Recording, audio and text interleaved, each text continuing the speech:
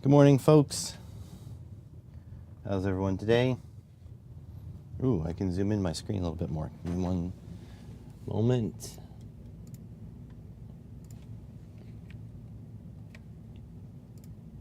There we go. That should be good.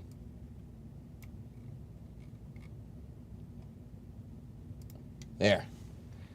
Got my new second monitor here, so now not only do I have my chat on this side, but I also have my stream preview, which is nice. How's it going, everyone? How's it going, Mr. Johnny Bergdahl, Mr. Franco, Mr. MT? I'm assuming you folks are misters. I know Johnny is. There we go. So I did a lot of cleaning yesterday. You're a loser? How come you're a loser?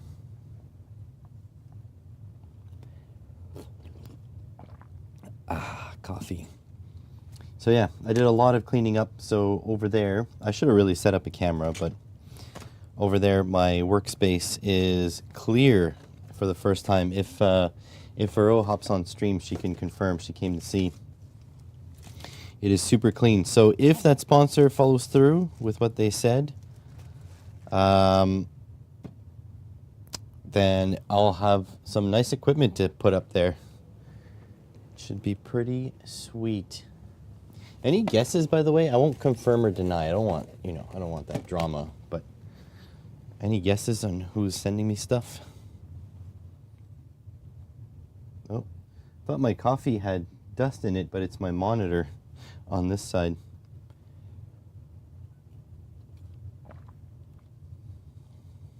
Yeah, well, I mean, it's a stream of like 2 to 3 people, so you're always going to be in the metals. Oh, boy. The self-deprecation has started. Oh, yeah, I got this new toy. My address isn't anywhere on this, right? No. So I'm using a HDMI splitter, 1 in, 2 out, to split this monitor here. But since I'm going to need another monitor in the dirty workshop for streams over there, I got this guy. So 1 input plus a 5-volt input. Oh, stupid focus. Whatever. So yeah, 1 input plus DC 5 volts, and then I can output 3 HDMI signals, so I can broadcast this the second monitor with my OBS and my stuff on it to different rooms, which is good. That's why I went on a rampage buying a whole bunch of HDMI cables, and it came with a little power adapter, 5 volts, 2 amps. So hopefully that works. I need another monitor first, though. I don't have another 1080p monitor. Actually, I have a 27-inch that intermittently flickers on and off. So maybe we can take a look at the power supply of that. Do I have a way for you guys to see? Let me think about this for a moment. Is there a way you guys can see an oscilloscope trace? Probably not. Have to, like, this is the issue with oscilloscopes. They all face like this way. I need it to face like up. I need like an oscilloscope tablet. Yeah, I agree. I think it's a cat problem. I'm just not sure. Why is my hand so hot? I'm just not sure if the cap problem is from the power brick or if it's internal to the monitor. Configure video.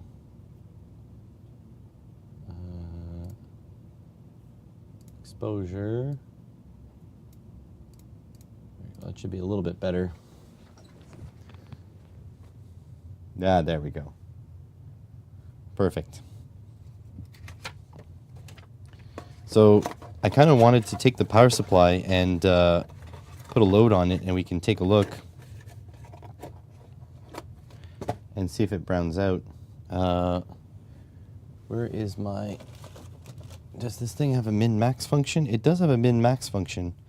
So we can just put a load on it and hit the min-max and then see what happens. Okay, let me see if I can find the power supply like super easily, then we'll do that while like on the side. Because I suspect that what is happening is that it's dropping. Oh, that's not good. That the power supply is like browning out, and it's just a plug pack, so I'd be able to fix that. I don't think it's going to be easily findable.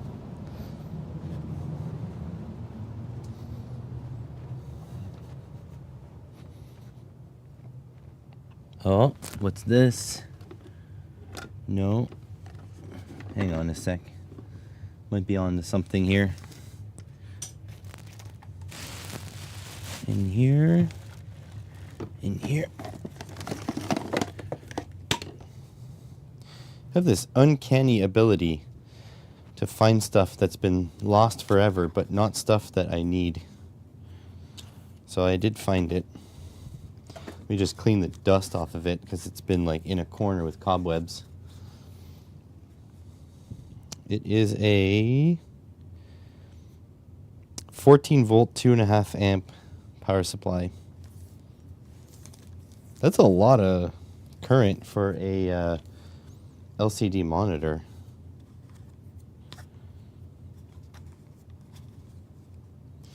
However, the power supply is good quality. It's Samsung. Trying to get all the cobwebs off of it. Alright, so here it is. If you can tell, there we go. 14 volt, 2.5 amps, right there. 35 watts.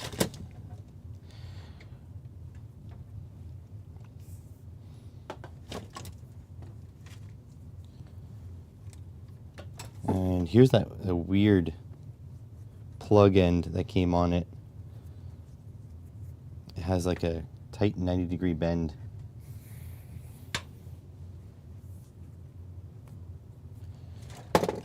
Alright, so let's get an adapter. What's the negative outside, positive pin in the middle?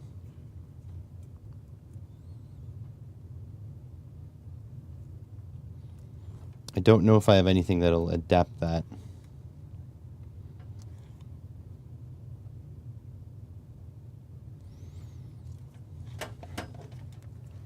I'll just check real quick because I have stuff hidden away, little adapters for those kinds of things.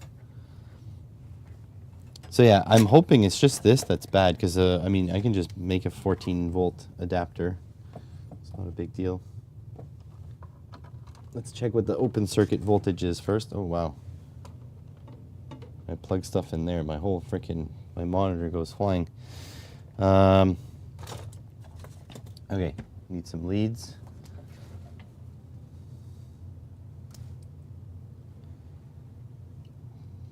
Fluke.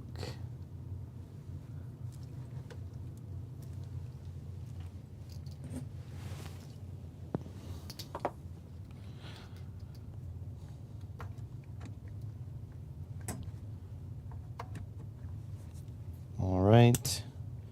DC volts, you guys should be able to see that. So let's see. Positive pin. 14.5 or 14.25. What's it supposed to be again? 14. Okay. So plus minus, like we're pretty much there. Let me go see if I can find a barrel adapter, a barrel jack adapter. The incandescent light. Should have a little box. Box might be upstairs.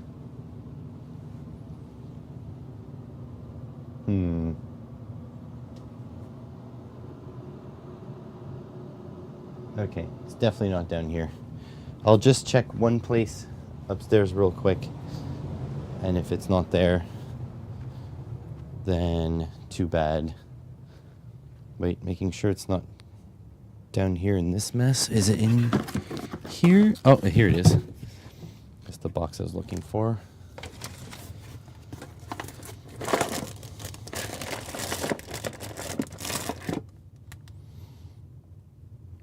So this is the, either this or this is the pin, but I need the other side. So it's not really going to work now, is it?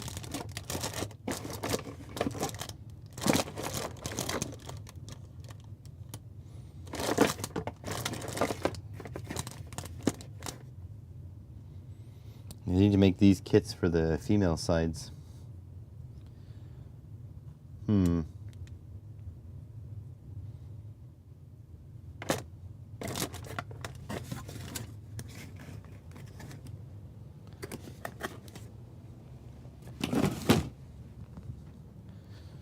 This may not be as easy as I first thought. Because like I can easily intercept the outside, but the pin is a little bit harder to get.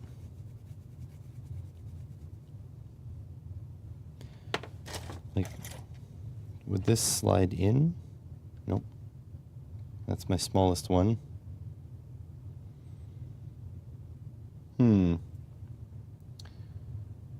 Large monitor with power brick. They usually have the PSU built in. I think all the modern ones are going power brick, sadly. I like the built-in. Although, like for cable management, this is probably better for replacement though. Even the new, so my new monitor on this side, I don't know how old it is. The person said they had just bought it not too long ago, but it has an external power brick, but it's just it's like a wall wart.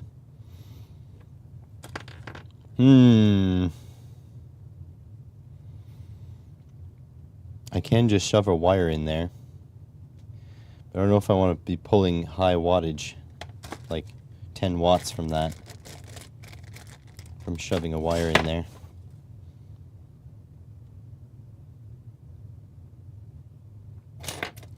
You know what I mean?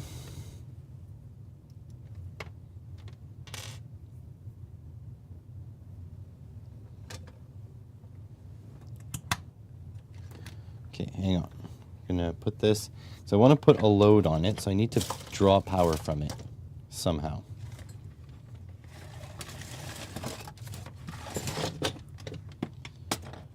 Oh, by the way, you guys didn't get the didn't win the guessing game. So this is a internal USB connection for a AMD Ryzen CPU cooler. Even my small monitors, 10 to 15 inch FPSU built in, but they are very old. Yeah, I think that the new trend is to do these separate power bricks.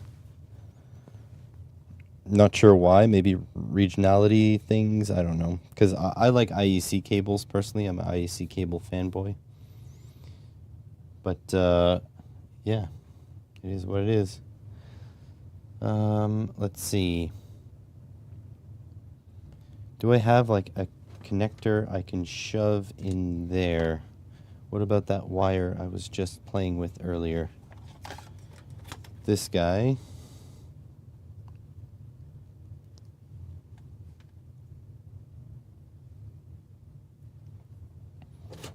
If I just go and lift out one of these pins, maybe I can shove the pin inside.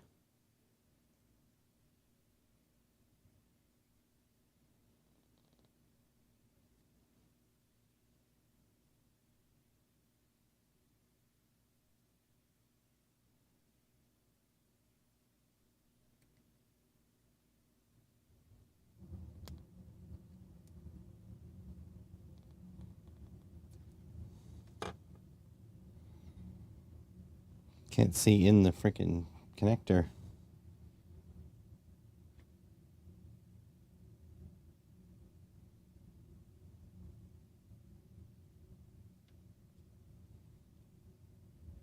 doesn't even have the shield on the top, so it should just pull out.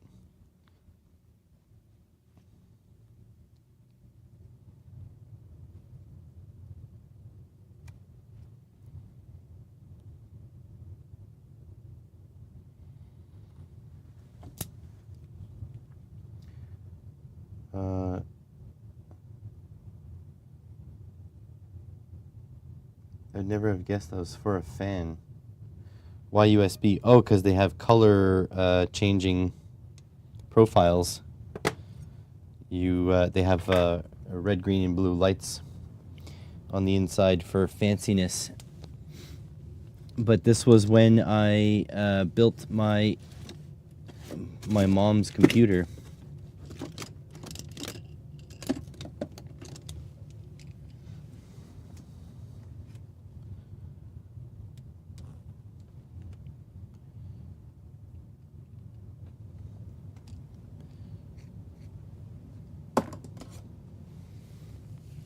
Okay. Still cleaning up as I find stuff. Need my little screwdriver.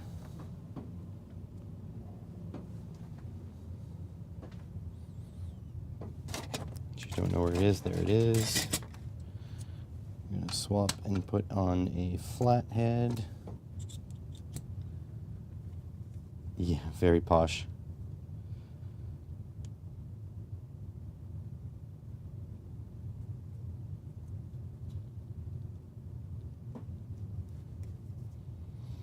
Can't reach down in there and get the lock.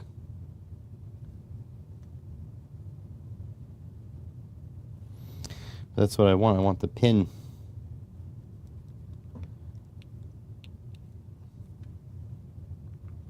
It's like so deep.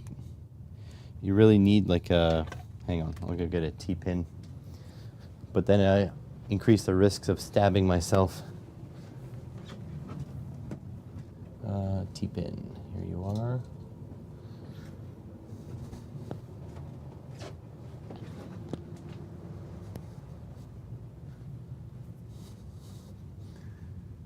These things.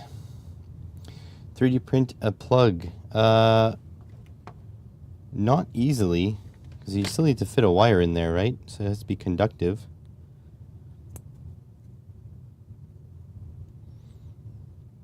Actually, I should go get this one. There we go.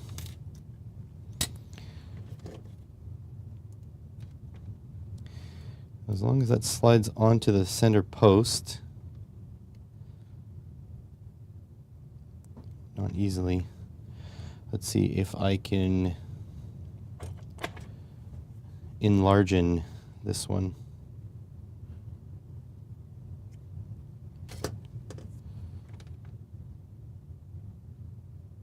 There we go.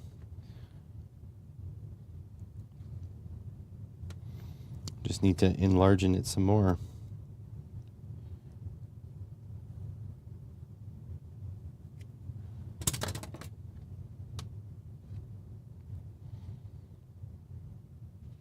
Come on, get in there.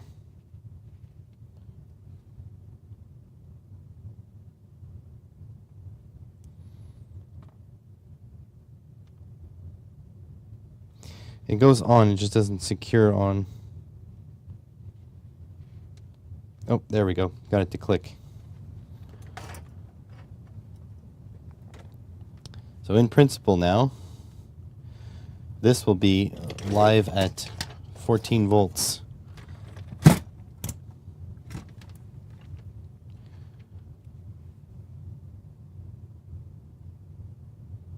Oh yeah, we got her. There we go. So I just shoved a automotive pin onto it. I just need to get the outside, but I can get that with a croc clip. No big deal. And then I need a electronic load. We're going to put a load onto it.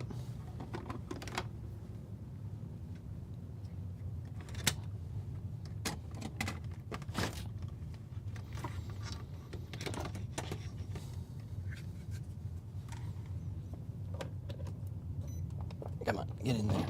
You stupid. Plug this elsewhere. down here.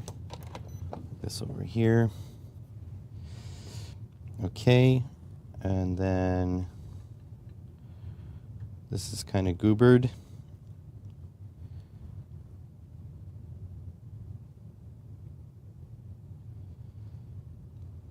In minus is there.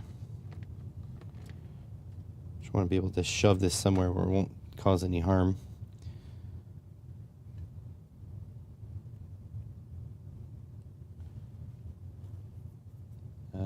Pliers, close enough.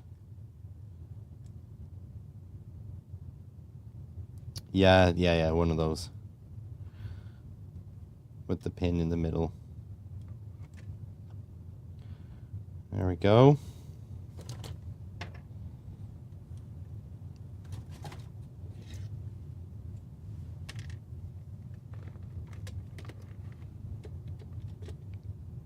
Oh wait, this is positive. That was close. All right, and then negative can be just a crock clip.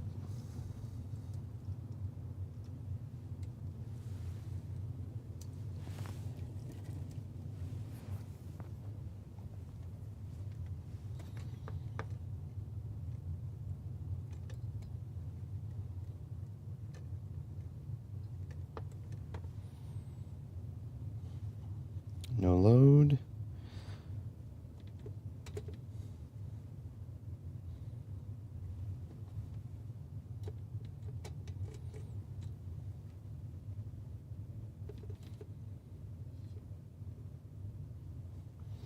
All right, so 14.1 here. We'll just see what happens if we apply a little bit of a load. Let's give it a good amp. So pulling an amp, we got 13.9 volts. Let's just see, keep your eyes on this. Let's see if it drops out.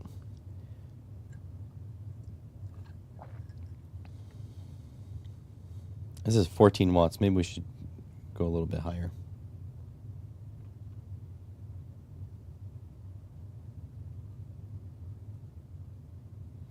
All right, 24 watts. It's rated for 35. So we'll just see if the voltage falls.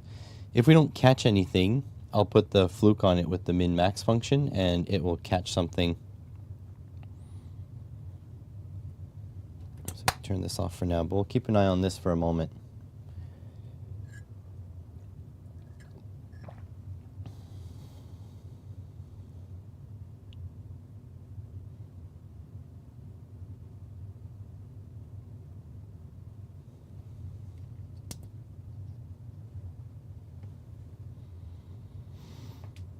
Seems to be going fine for now.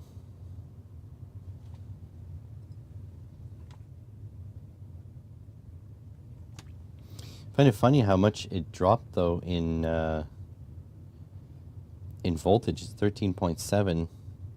I don't know how much it is at the actual power supply.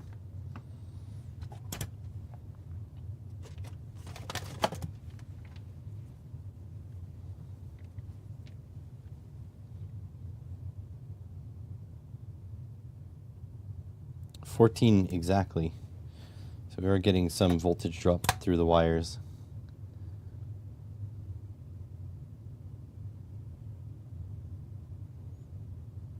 I mean, so far it looks rock steady.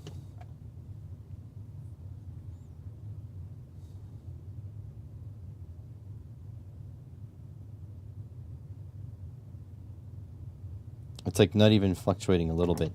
So I'm thinking it might be inside the monitor.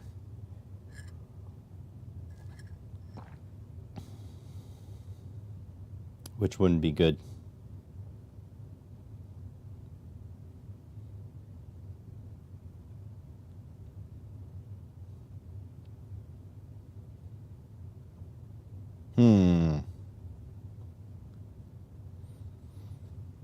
Although,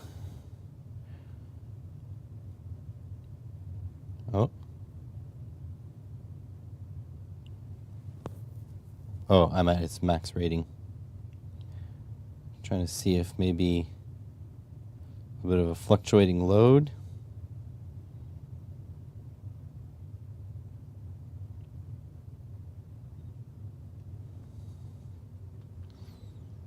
I do have a feeling, though, it's going to be inside the monitor.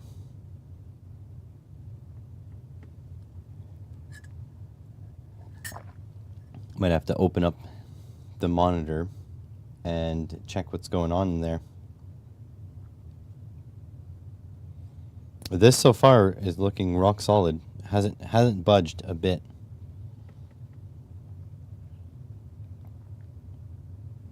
This should be getting warm now. Yeah, it's getting warm. Not hot though. Oh, the bottom's getting a little toasty.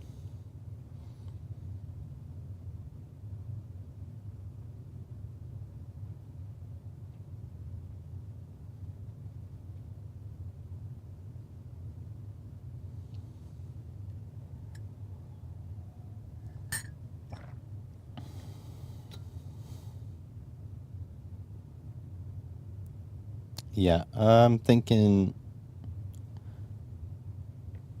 this is an issue probably inside. We can set up the fluke on the min-max just to see.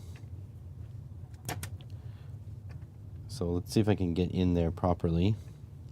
Because as soon as you move the leads, it's going to register something different. Oh, it's backwards.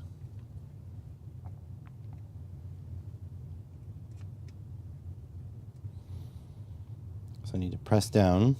There we go. So 13.8586. Let's hit the min-max. And let's just go to the min. See if that ever drops. I'll try to hold this here for a couple minutes.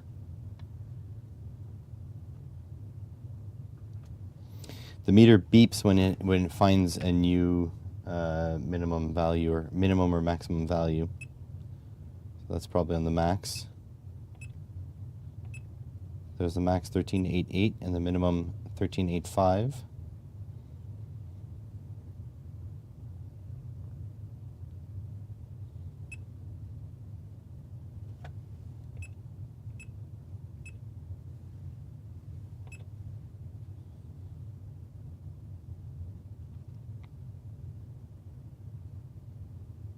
Nothing yet.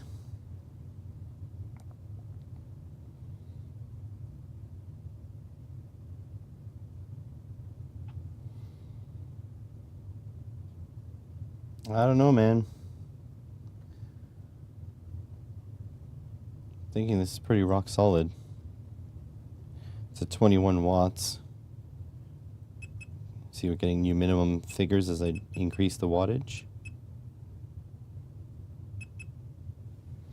That's 29.2 watts. And 13.74 is the new minimum. But it's handling it.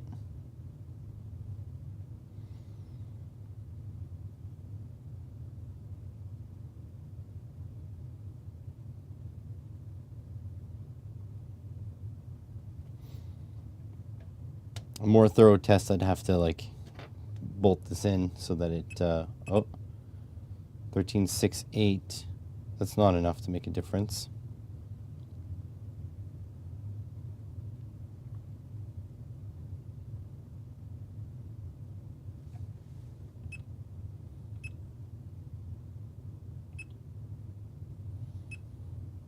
So if you look, it's 13.75.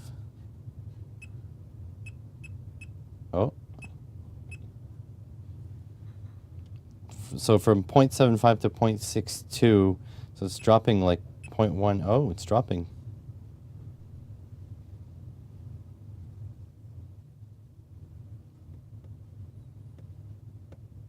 So it can be left for an hour? Yeah. I don't know if the multimeter will just turn off, though.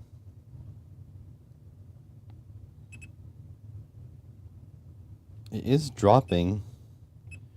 So it's still saying 7.2, but it is finding a minimum of 5.444. Still not a lot, though. Oh. It dropped out for a moment. Oh, there it goes. It went to 0.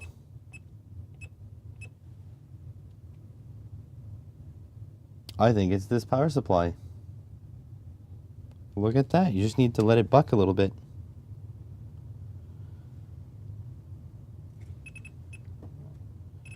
Huh. That is interesting. That could make for an interesting video.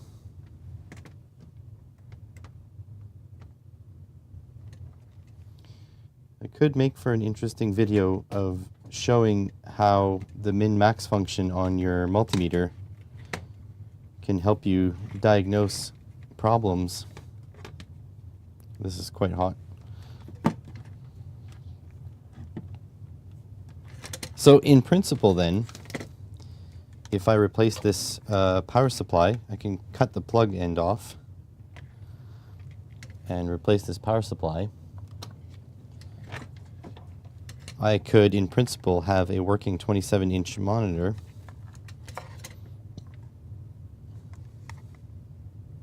None of your meters have that feature? Oh, that's disappointing. I love the min-max. In automotive, where circuits turn on and off depending on need and whatever, it's like a godsend. It's like the best thing ever. So there we go. We got it to brown out. We do need to confirm our diagnostic, though. We need to attach everything more permanently and make sure that it still does it. But it certainly looks like it would. It certainly looks like it does. So I guess at some point I'm going to make a video on it. So I should set up stuff to do it. But yeah, that's pretty crazy how it drops out to like nothing just for a moment. I could probably set up an oscilloscope to catch a falling edge as well. That'll be pretty fun. Let me go write that in my video ideas document. Let's see.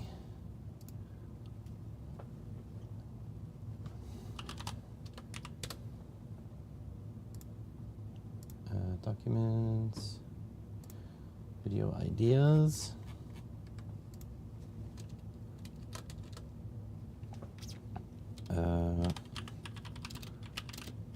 27-inch monitors.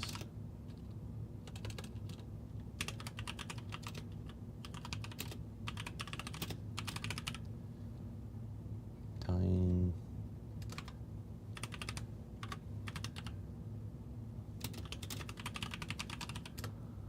Multimeter, oscilloscope, and single capture. There we go.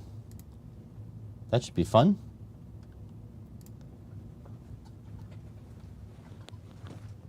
Where's my Caffey? So yeah, another use for these electronic loads too. I'm gonna have to have a storage box for them because I've got a bunch now. I got 4 total in the workshop.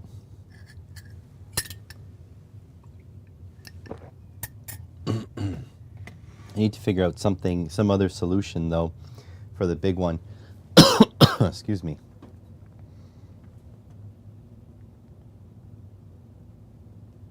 Let me just plug in my phone to charge. There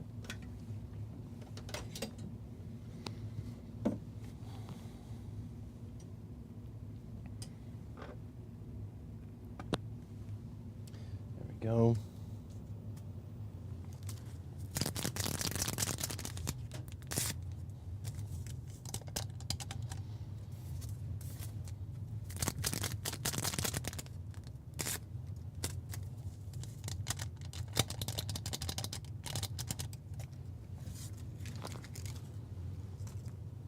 And let me go grab the coffee pot.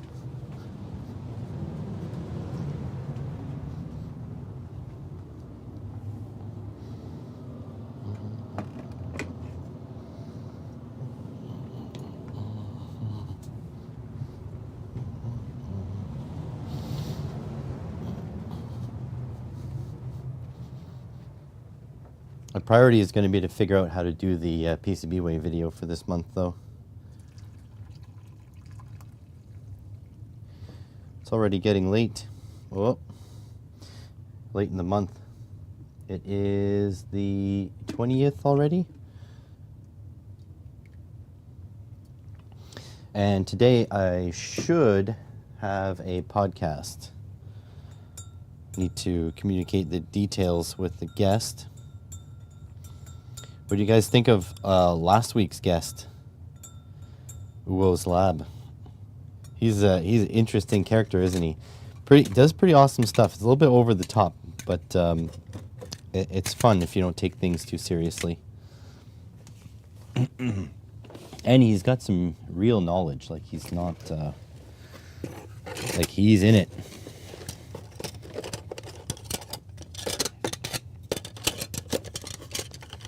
He's an actual engineer, I think, by trade. Oh, I spilled a little bit.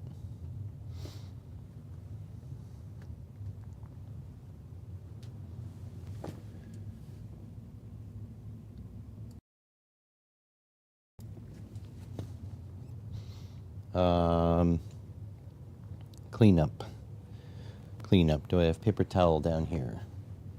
Do not. He's nuts. I thought his videos were far too short. Yeah, he's, you have to really go on Twitch to take a look at his full streams. It's, he's not that into YouTube. He's more into, Twitch. But I think he's got what it takes. I mean, he's attracting a lot of people live, which is crazy. There we go.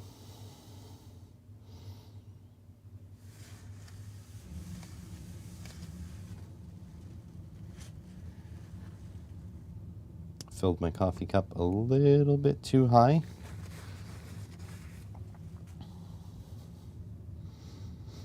Yeah, you don't go on Twitch. Fair enough. I mean, eventually, he's gonna port his stuff over to YouTube more and more.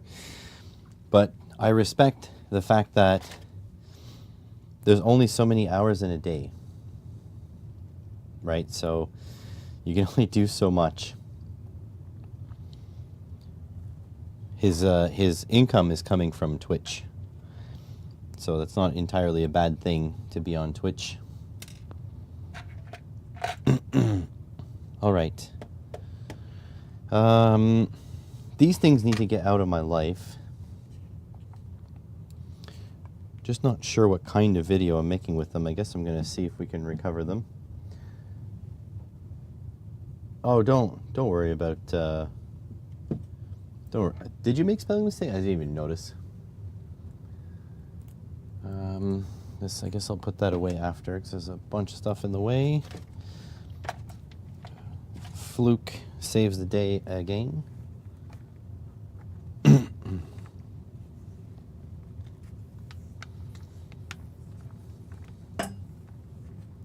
Put the fluke away.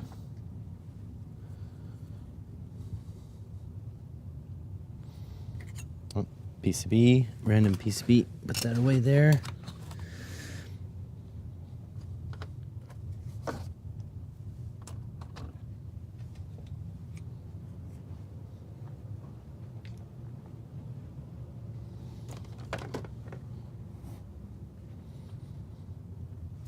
All right. I'm going to shove this over to the side. All this stuff over to the side. Actually, let's take this apart first because this will be short.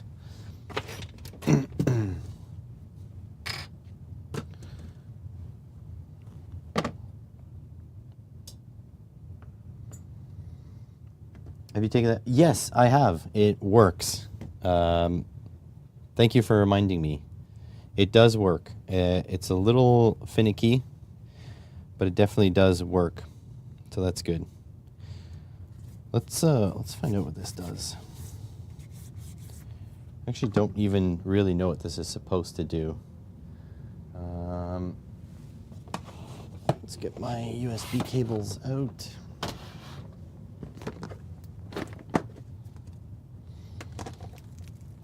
Need a slightly longer USB micro. That's USB micro. That's good. But yeah, I can't believe we fixed it. Because the situation looked dire for a moment there.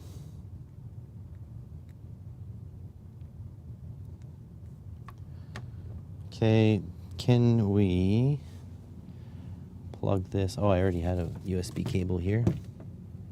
Don't know if it was the right one. No, it was USB-C.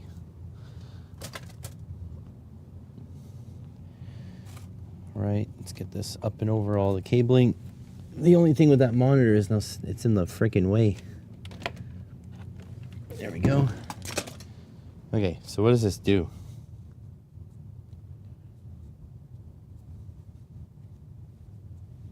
Does it make light?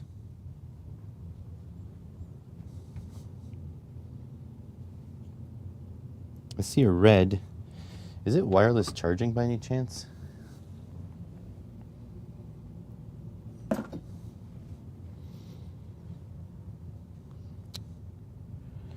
Let's see. Here, I'll do it off camera. Don't want to dox myself again.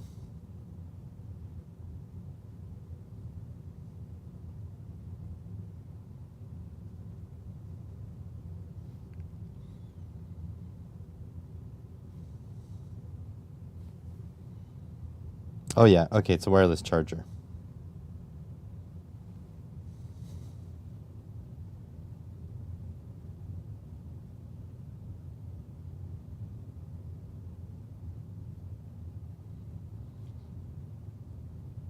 Can't like get it in the right spot.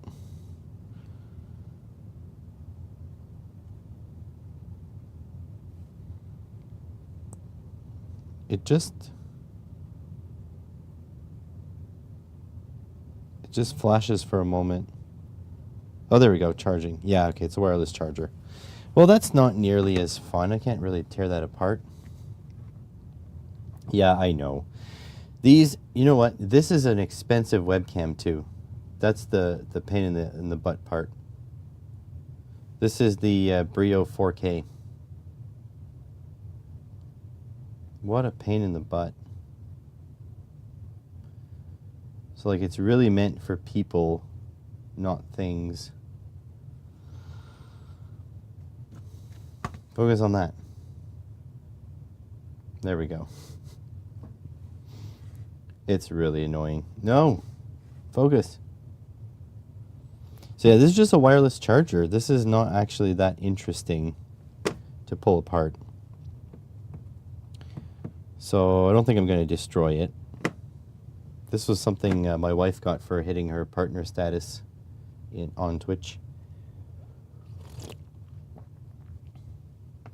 Mr. Johnny, you're are you a partner yet? You must be a partner. We're getting close.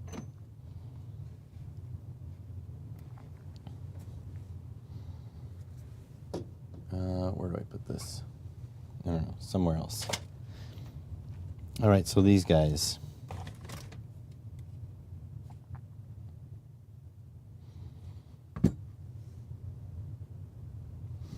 Focus, you piece of crap. Nobody wants to see you drunk stream. That's a lie.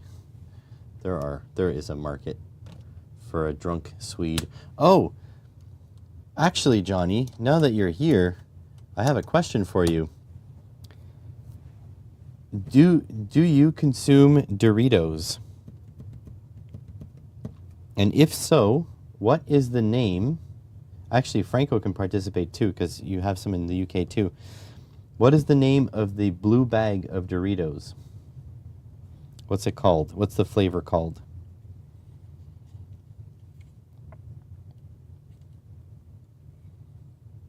You do not do Doritos. Okay.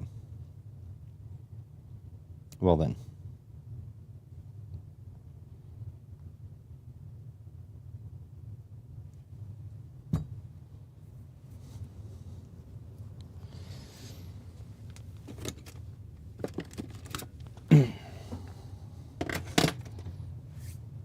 No idea. Not a Dorito fan. Okay, okay.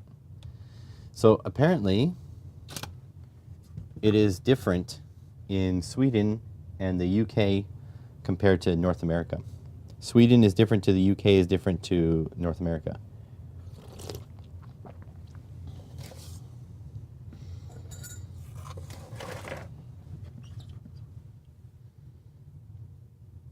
There, I'm just going to focus a little bit higher up. Great, battery's already dead. I think it's time for a new camera, if just I could afford it. The crazy thing about a new camera is that for the price of a new camera, I can buy two 350mm Voron kits. It's crazy what cameras cost these days. Stop focus searching, you bastard. Oh yeah, a battery.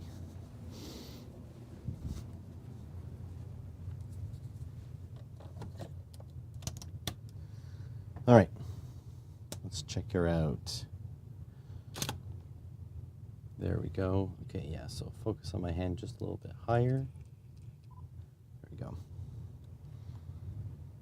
Hey everyone, welcome back. I've got these two tool batteries that were given to me a long time ago, and I think they were deemed dead by then. So I want to see what it takes to extract the cells and if the cells are still good.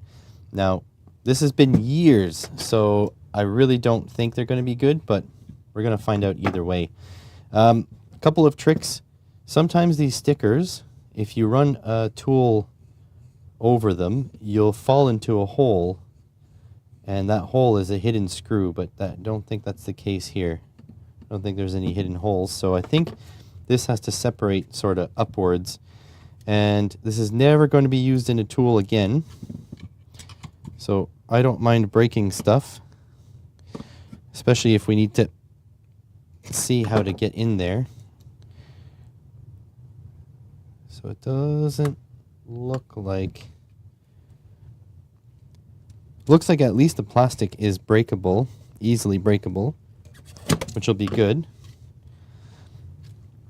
This is definitely some sort of ABS blend because it's whitening, stress whitening.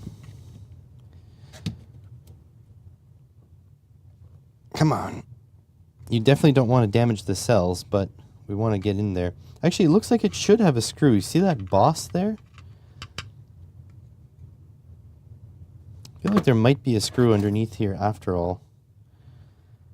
Because when I see a reinforced spot, like so, it makes me think that there's a screw behind there. So let's check. So maybe this label is a lot tougher than I thought. There is a screw. Well, would you look at that?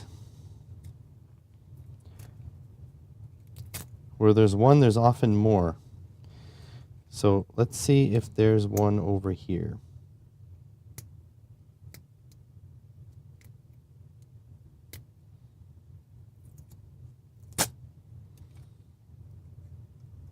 Wow, so you really need to press hard on these to pick it up.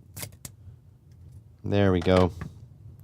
All right, so this is a Torx fastener, not tamper-proof, but I think the only ones I have available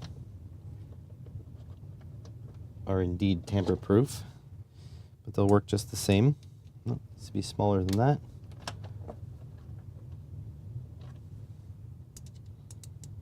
Needs to be smaller than that.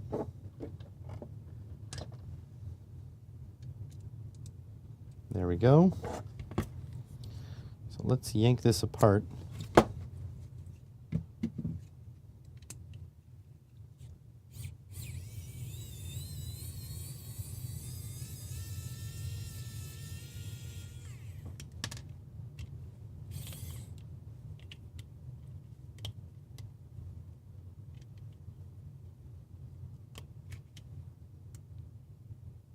Those two different sizes?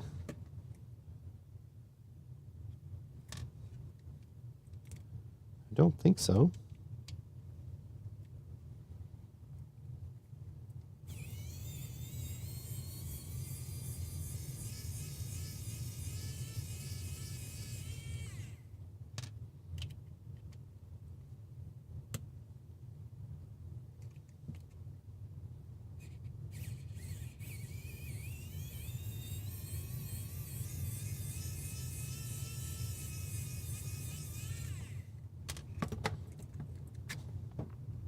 There we go.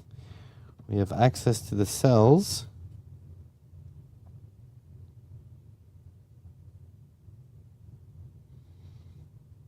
Is this little plastic cover lever off? There we go. We have some INR Samsung cells, 18650, 15M, and we've got a BMS board. So now the important thing is we're going to check our cell voltages. Because these cells, if they drop below 2.5 volts or so, they are not safe anymore to charge. And I mean, you still can. It's just not a good idea. So let's see.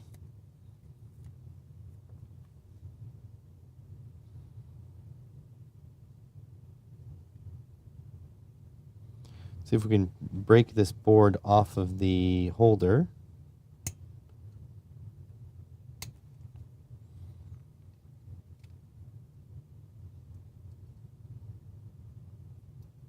Nope, not really. It's pretty tight in there. Be very careful too, because these cells can still be holding a charge. Actually, we're hoping they're still holding a charge.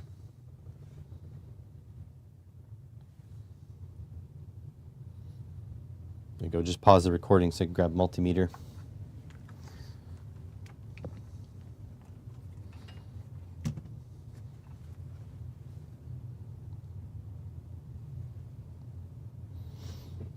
Let's see what we got.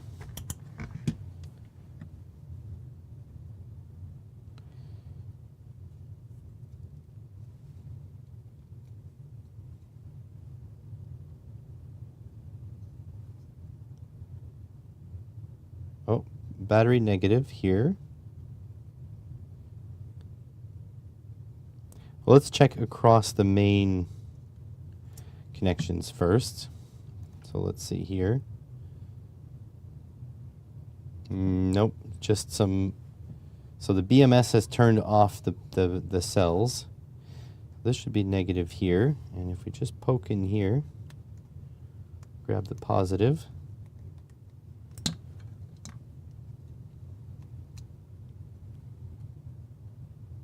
So this cell is completely dead. We got 0 volts. That cell, no good. Let's check this one.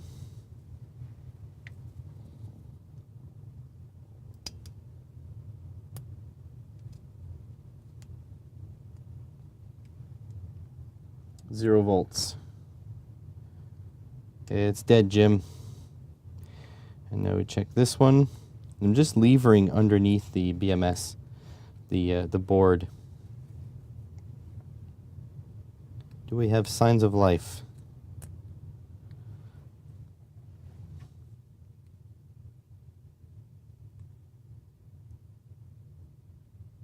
Nothing. 0 volts. So this one is completely dead. Let's open the other one and see.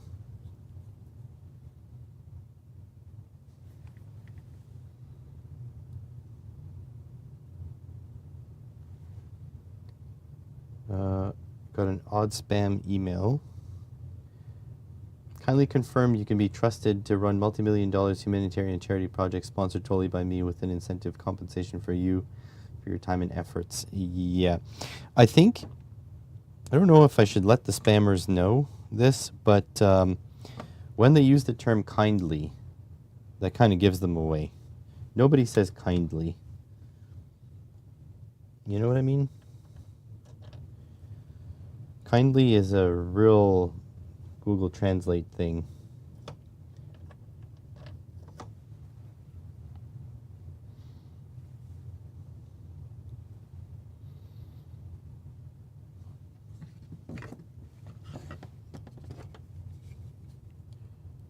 Gonna check this other one. Now that we know where the screws are, it's going to be a lot easier.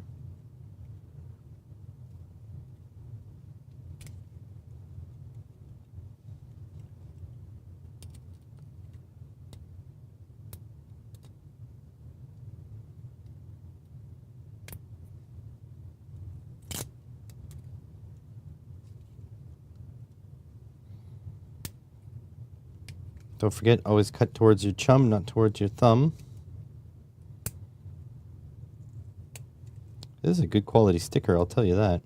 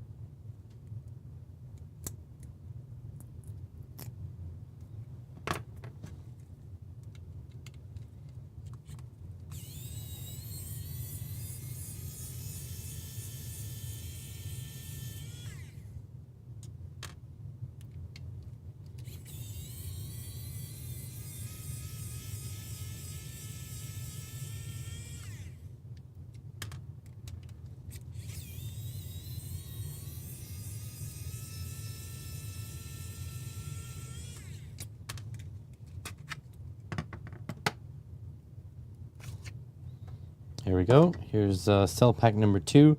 Same Samsung INR 18650s 50M. So I think it's 150 milliamp hours. Let's check to see if the cells are dead or not. I am taking note of the polarity here, because typically when you check voltage, it doesn't matter if your multimeter is plugged upside down. But in this case, if one of the charges is charged reverse polarity, they can actually reverse polarity. If there's some weird charging issues, we do want to know that. So I am taking care of putting the negative on the negative terminal. So let's see if we can lever this off a little bit. Not being super gentle, but I am being cautious.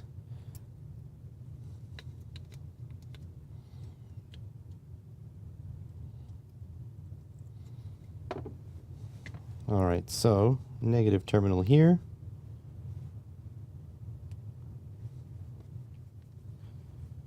And see if I can poke inside here. No, completely dead. Negative terminal here. Negative, by the way, is the one with the flat. If it has a little head, that's the positive. No. And this one, just keep in mind the voltage will be negative if we get anything. Nah, completely dead. So that was a bust. To the recycling they go. Thanks for watching.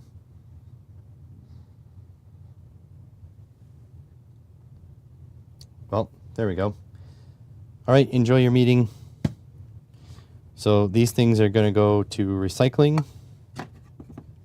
They are completely dead. Well, it's my fault. This was, I got these years ago, but now at least they're going to be out of my life. So it's nice though if you separate them like this, because at the college I have proper battery recycling containers. So that's where these cells are heading towards. And yeah, they're completely obliterated.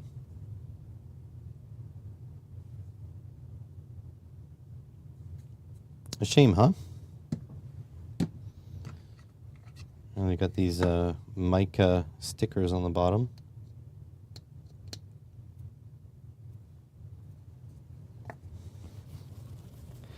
So yeah, in the recycling that goes, and then the cells will go in the recycling too.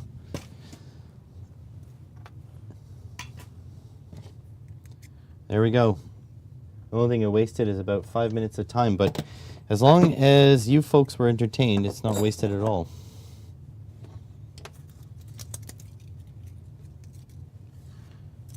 I'm just glad it's out of my life now. There we go. One less piece of junk on my bench. And I'm not going to the college tomorrow, but I am going shortly, so that will be that. Oh Oh yeah, I am going to the college tomorrow. What am I saying? It's Tuesday today. I'm all discombobulated because my favorite podcast in the whole wide world is going live today instead of yesterday. So today I'll get to watch my podcast, and then yeah, probably gonna do some more cleaning and stuff. You got some laptop batteries to dismantle and check. Yeah, you probably should check them, because if they're at 0 volts, I mean, you can recover them, but is it worth it? That's the question.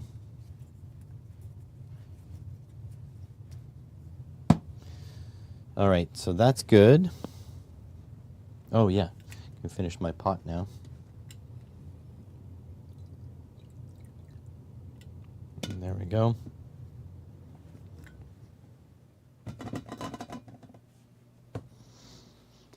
Oh man, I've got so much room for activities on that other table.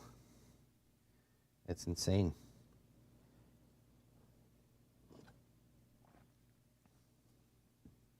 How's it going, MT? Oh yeah, how did everything go with the traveling?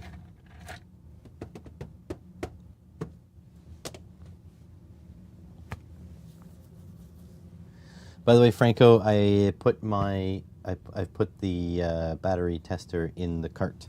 I gotta put something so that the camera focuses on, or else it's gonna freak out.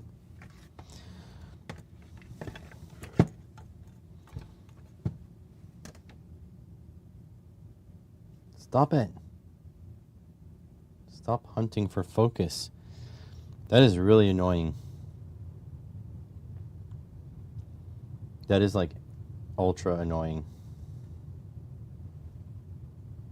Stop it. I think it's the checkered stuff. That is really annoying. Stop. Thank you. Yeah, I hate it. This is like literally the most expensive webcam. The only alternative I can see is set manual focus. I could do that, but then you guys won't see stuff. Properties, configure video. Focus, stop auto-focusing. That's close. That's far. I think this is about as good as it gets.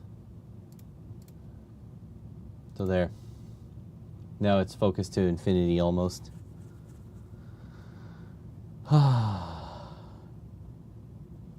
There we go. So it's fixed for now. What kind of dog do you have, MT? We're a dog-loving household here. So it better be a good one.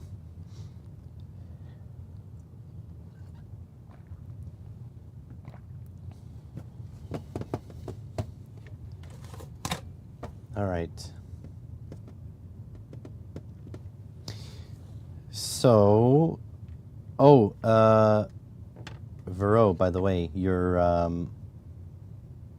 27-inch monitor, it's the power supply that is faulty, it seems.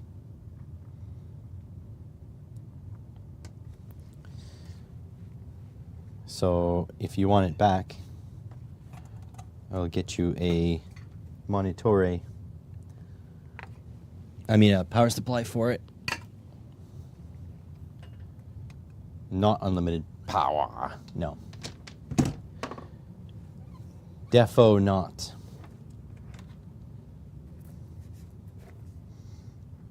Let's see. Do I have a scope? Oh, this is a scope. Oh, I don't feel like setting it up though, but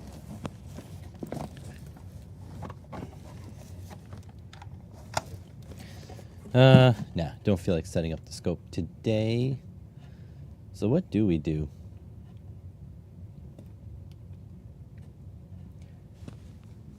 I guess we can film finally the XY5008E.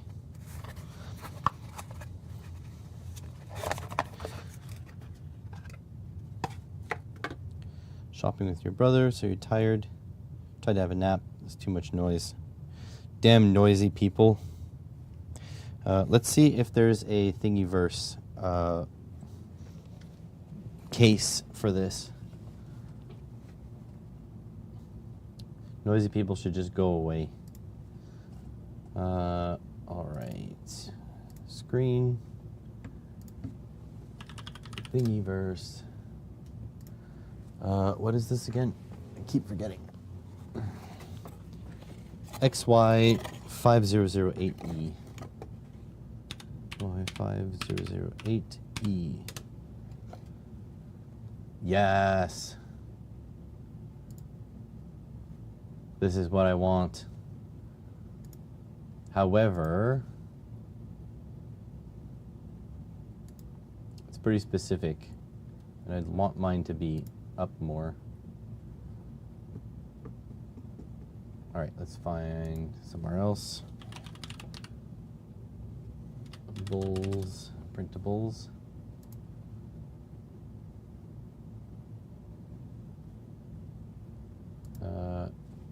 XY5008E.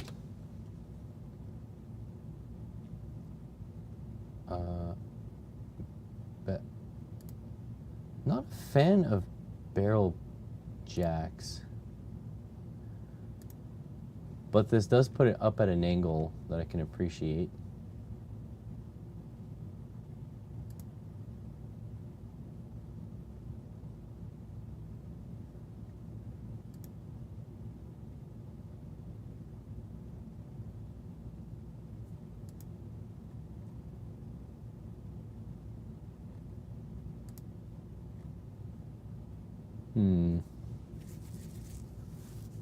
Might have to make my own.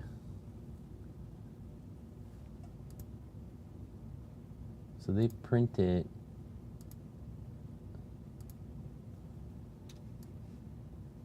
Oh, they print it with that side down.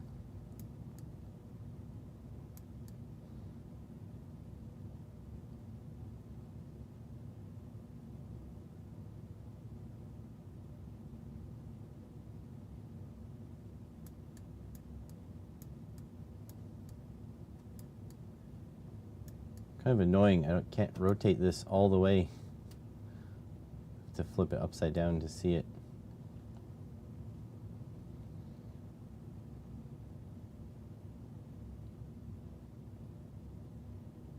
I guess this is for rubber feet.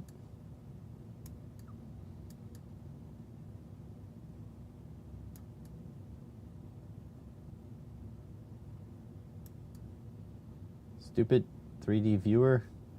Let me view it in 3D.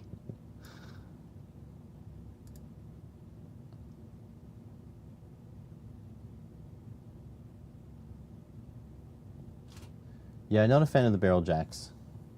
I'm gonna say that.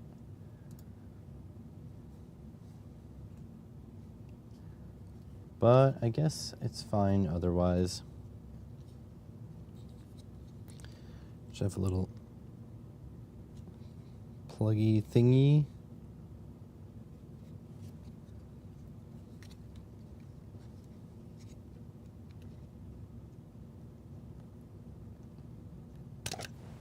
Oh, there we go. Let me bring you back to the bench. There we go. So I do like when power supplies do this. They give you like the chunk separate so you can tie your wires to it, and then you can put it on there. So that's nice. So V in plus, V out minus, and then out minus. Oh, V in plus, V in minus, out plus. It's such a tiny little unit.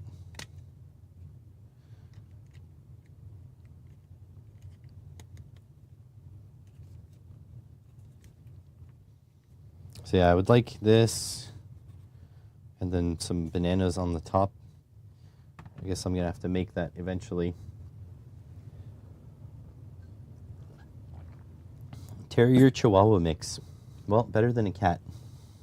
That is for damn sure. It won't come onto mine and Vero's property and poop in our garden. which is nice.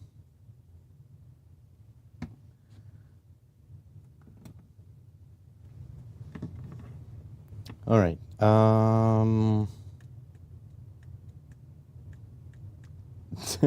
Franco said, I didn't say it. Franco said it. I would never say that about someone's pet. No. Oh God. This goes into disposal pile too. All right, so let's play with this a little bit before we play with it a little bit, I guess.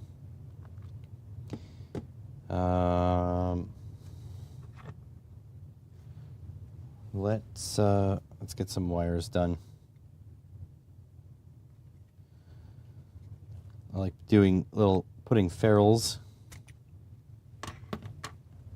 on wires. And then we're going to need to output that to something that we can connect to. Let's see. What kind of wire do I want to use? Probably use this little cheapy wire. Where's the red? That's the red?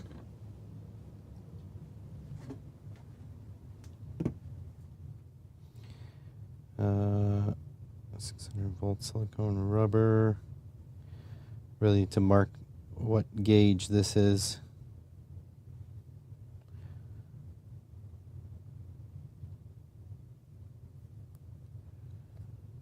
Silicone rubber cable. 18 gauge. I think that's fine. I'm just going to make sure I don't have 18 gauge with bootlace ferrules already. Nope, that's not it. Nope. Nope. These are 4 wires. That's another thing I'm gonna have to do is sort my my wires. I'm gonna have to make a like a comb, like a wire comb, and then hang my wires properly so I can see what I have at all times. Okay, so that's 18 gauge. Is this 18 gauge?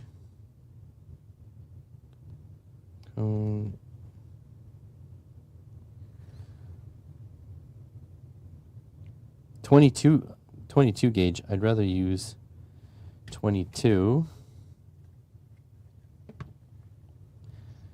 So I'll use 22.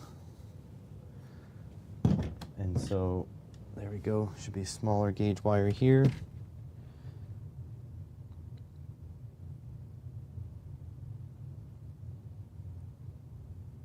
.22. There we go. Perfect. Hey, how's it going? Father of science. So get a good length here. How's the weather in Australia? Is it still nuts? Don't. Vero might be in chat. Don't tell her how warm it is over there. She'll want to move. Tell her it's like whatever temperature it is, but just put a negative symbol in front of it. That'll get her.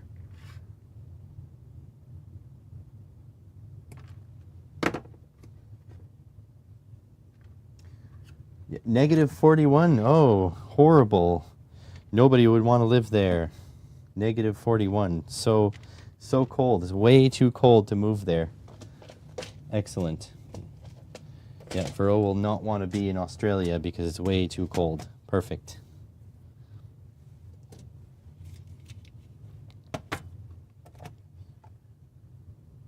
Town up the coast hit negative 49.9 on Sunday. Yeah, way too cold for Vero. So yeah, we can't go there. Sadly, oh no. I'm so sad. I don't know if she's paying attention.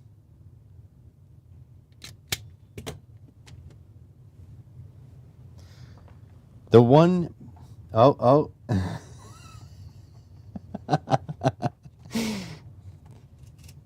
Can Can you block your ears for a moment, Vero? I was about to tell the fine folks something here. The one downside of having a partner that is more intelligent than you is you can't pull fast ones on them, even if you did want to.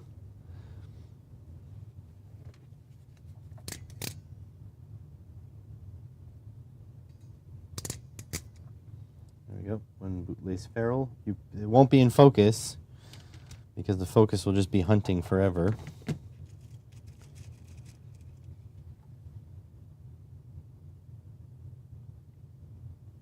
Blessing, not a curse. I mean, sometimes it'd be fun to pull fast ones on her. I don't think I can surprise her with anything because she guesses everything before getting. Oh yeah, it's true. Her perception skill is pretty low. It took her 10 minutes to find a box of chocolates that I got for her for Valentine's Day. I just left it on the counter. Now, do I say something or do I not? I guess I should say it. So, Vero, just so you know, that day when I got you the Valentine's Day chocolates, I got more chocolate. And it is also in plain sight, just less plain sight. Just so you know. And it's been there ever. I have not moved it. Just so you're clear. Yeah, I bought more.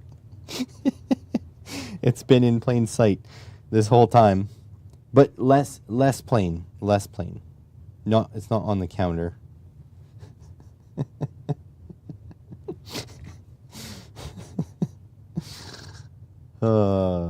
Still in plain sight though. It's still like not hidden. It's not occluded by anything. That's the best thing I can say. So that's that was. When did I get you Valentine's Day chocolate? Was it last weekend?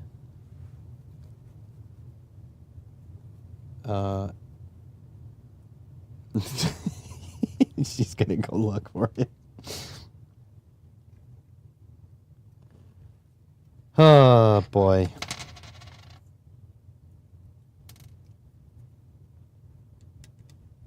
I can hear she's heading to the main floor now.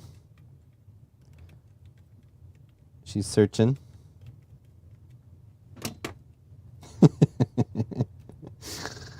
Oh, hilarious.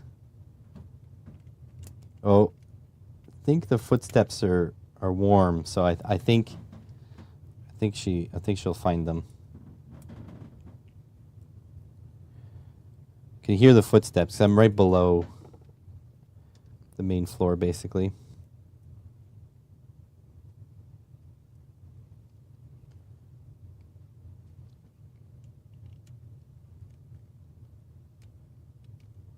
Okay, so these are 2 input wires. So that's good. Now we need some output wires. All right, have a good evening. Oh, I have a feeling she hasn't found the chocolate.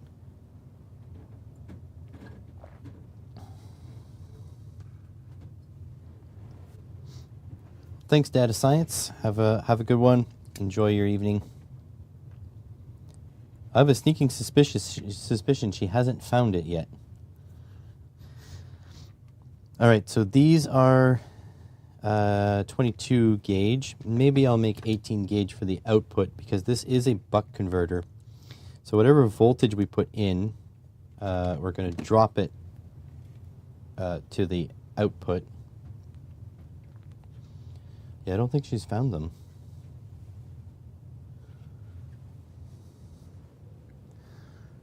Concerning. That means I'm going to have to eat the chocolate by myself.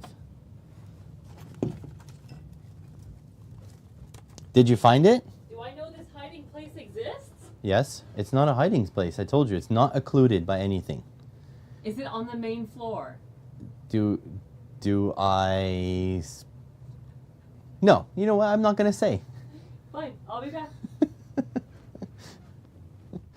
She has not found it.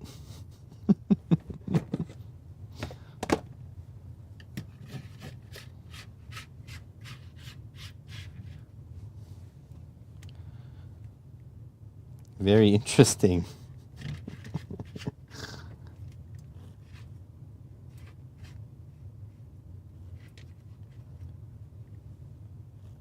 I think my instructions were pretty clear. No occlusion, so it is in plain sight.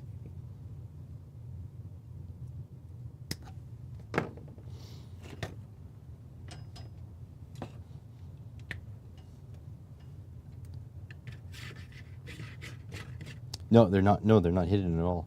They're not like I wouldn't say they're in a typical line of sight. Like they're certainly not like obvious. But they're definitely not occluded. They're not hidden anywhere.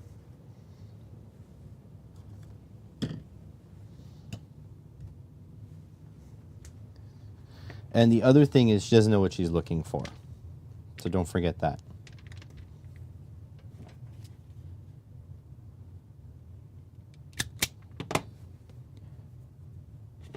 She knows that it's something chocolate, and she knows that it's something that I assume she'll like, but she doesn't know what specifically she's looking for. So it does make it a little bit harder.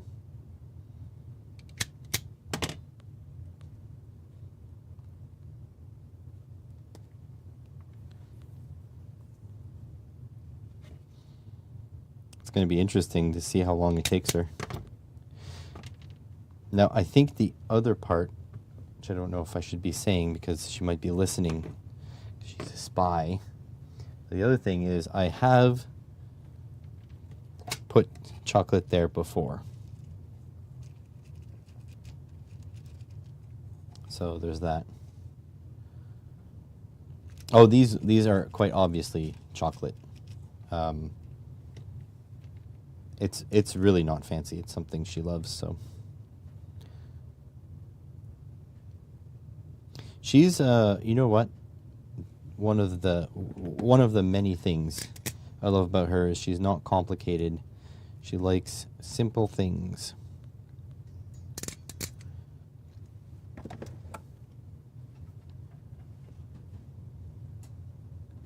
mean, the footsteps are in the right spot. I don't want to say too loud. She might be able to hear me.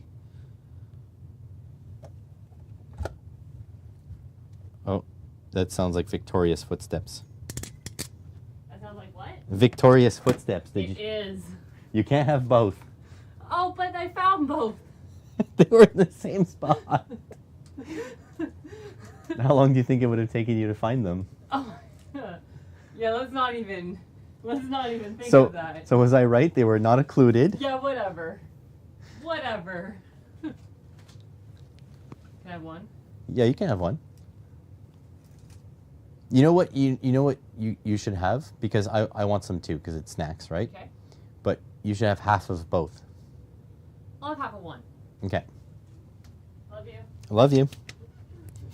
She found them. Oh, the things we do for love. I'll probably end up giving her both anyways.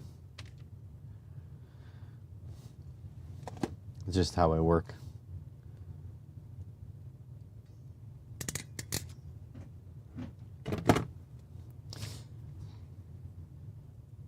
But yeah, it was just if you're familiar with the chocolate bars we get here, it was an Aero bar and a Caramilk. So if you're not familiar, if you're from the States, for example, you can just Google them. It'll take you exactly to what they are.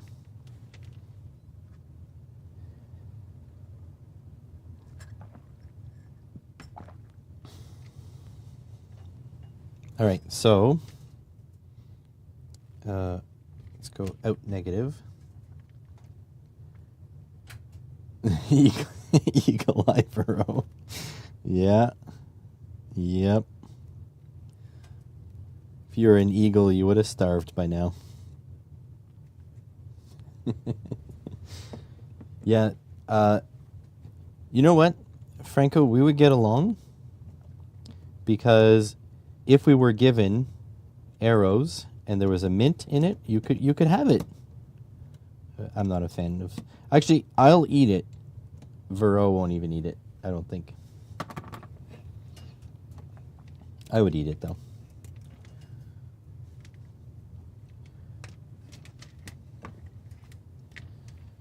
Okay, so got these two wires. Now, I got to keep these wires keep them separated because we don't want to short them. But let me go I'll get the soldering stand.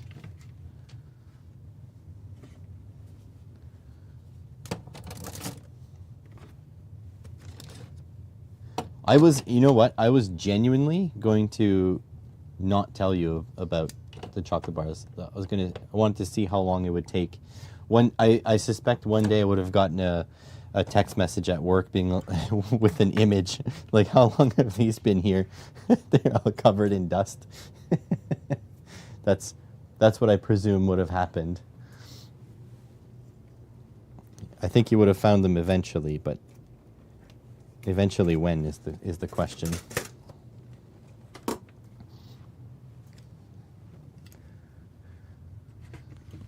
Oh boy. Happy Valentine's Day, bro.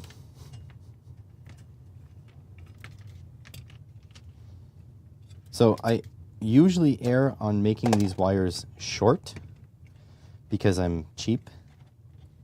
But today I made them long because they're going to be used for other things other times. I'm trying to play the long game here. All right, so let's squish this in here. 5-year-old chocolates. Yep. I don't know if 5 years, but definitely it could have gone that long. I think after like a bunch of months I would be like, would you like some chocolate? And then she'd be like, you know I would. And then I would bust them out and be the hero.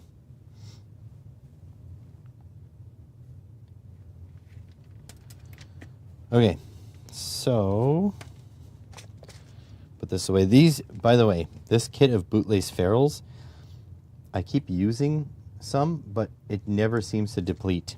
So I don't know if there's a magical fairy that comes and refills them or something, but it never seems to deplete. All right, so what is the input on this? So it is XY500SE. Let's go to the screen.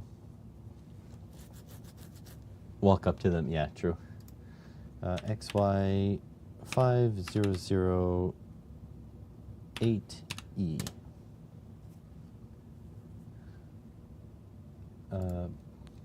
Buck. Oh, XT, it's XY.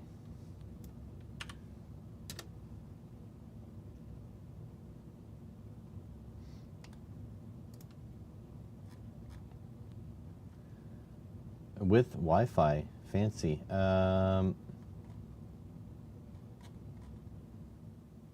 We don't want that. It's the E. There we go. All right, so input. Up to 55 volts. Well, that's going to be nice. Voltage accuracy, yeah, that's okay. Output power, 400 watts. Really? Soft start, yes. Conversion efficiency, yep. Can we really put 55? Because I can give it 55. Actually, I can give it, yeah, I can give it 55 for sure. So let's plug that in.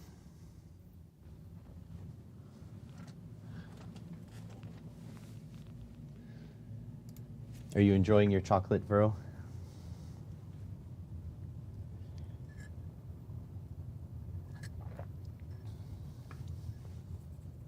You can have them both, Vero, by the way. I've made a decision. I'll get some chips later.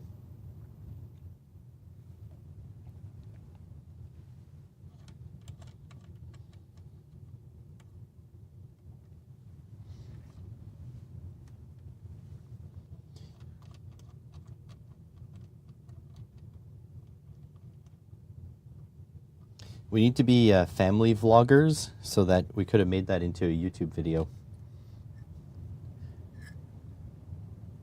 I think you need kids to be a family vlogger, though. And pass. Okay, so probably should hook up a multimeter. That's what I'm missing. Multimeter.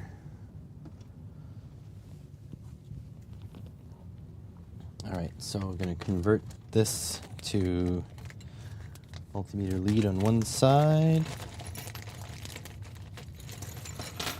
I need to put these in a box, I think, instead of in a bag. Oh, did one just fall? 1, 2, 3, 4. No, maybe not. Okay, hopefully. Okay, and then this go in here, in the COM port, and onto this little pizza wire. Oh, speaking of pizza, love pizza. Easter egg today. Nice. Is it the Cadbury cream egg? Is that the one?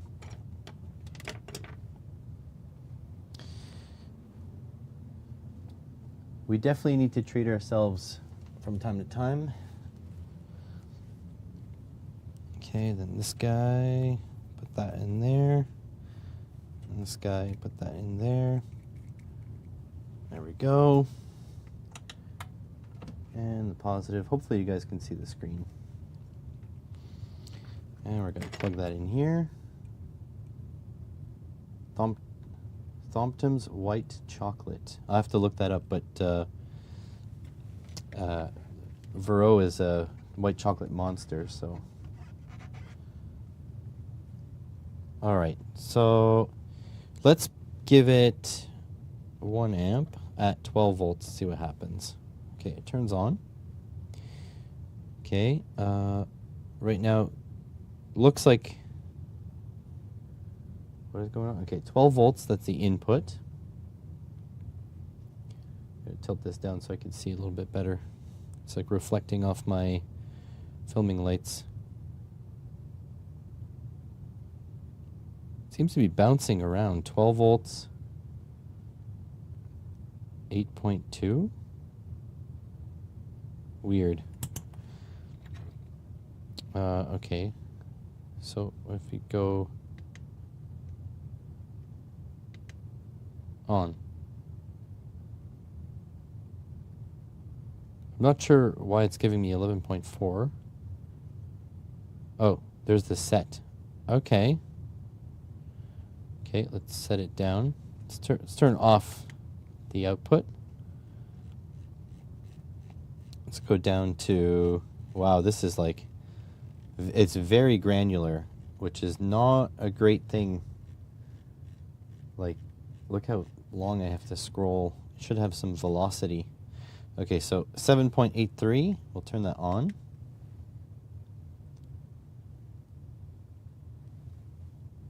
.82, that's pretty good. Okay, let's see if we can keep going down. Let's go down into the precise here. I'll turn it off. Let's go down to the precise numbers. Yeah, look how long it takes to scroll.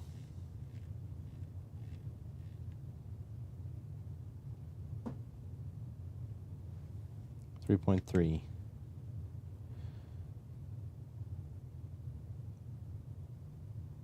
So I have 3.30. This is 3.305. So that's not bad. No current though. We're unloaded. So maybe with a little bit of a load, it would be a little different.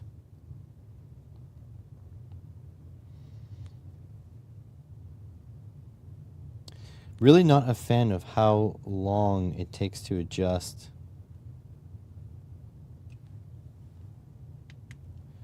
So off. So when it's off,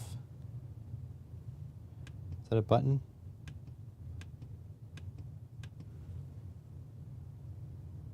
Yeah, so you just set, it's not current limited, I don't think.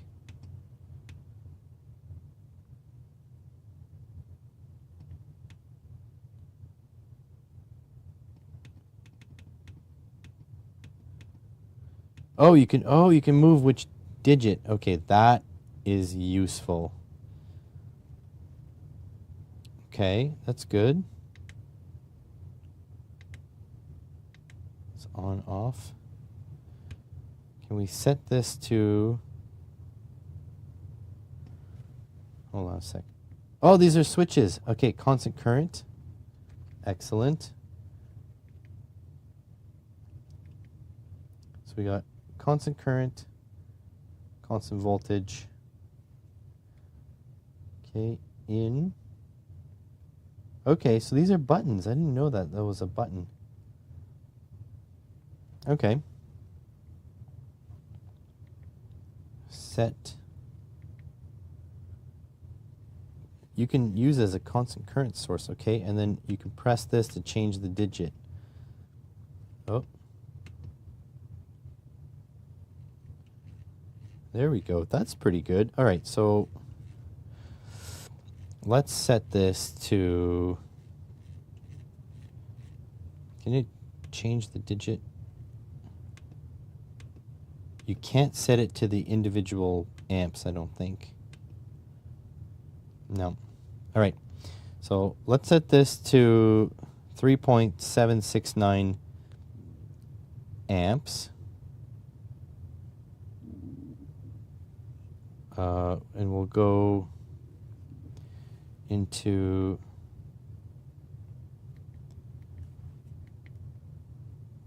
set the voltage.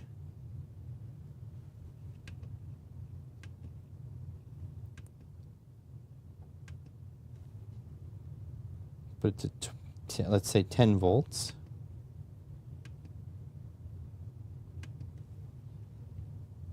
Oh. There, 0.99. And let's change this to current.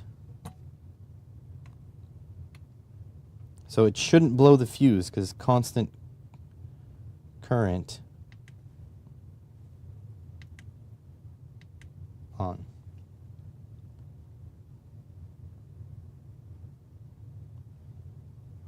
What was it set to? I don't remember. Constant current 3.769. All right, on.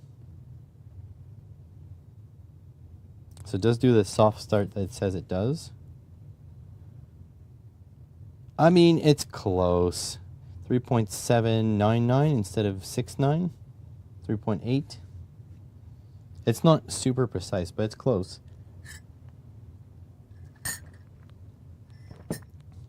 It's not a bad little module. A little fan? Yeah, little fan spinning. That's interesting.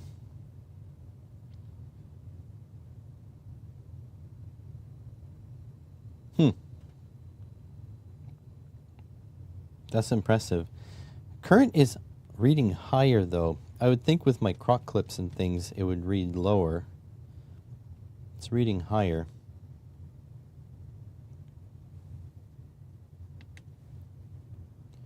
Switch to off, everything turns off, goes back up. Okay, so that's nice. Let's put this back into volts before we fry something. Let's turn this off and then go VSET 55 volts, enter. Let's see if it dies. It looks like it's just fine. Okay, so let's go. Oh, that's the on. Let's check. We're set to 12 volts, I think. Oh no, was it 10? Yeah, 10 volts. Yeah, 9.99 and it's 10. All right, let's switch the... This is not ideal, huh? Okay, the CV. Let's go one more digit. No. Okay, let's go up to... Let's output like 50 volts. Let's go 45 volts. All right. Give her.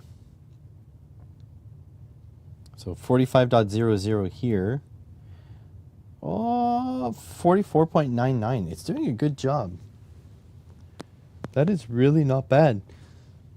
I can see the usefulness of this for sure. Interesting. I like it. Oh, there, 4500. And the input. No. Input is 55 volts from the read-in. This is a neat little unit, you know. I think if I make a video on this, I think I'm going to sell quite a few of those through like affiliate marketing, which is pretty awesome. So it'd take 55 volts in.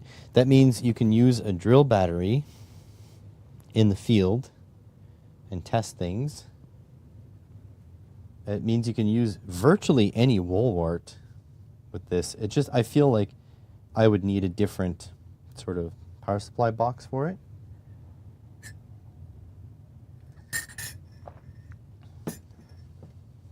But yeah, I mean, that is cool.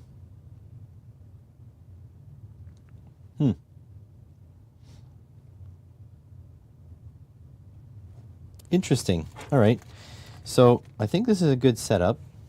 I think we can shoot a video kind of quickly. So let's see if we can do that then. So I gotta present it without the little cables attached for sure.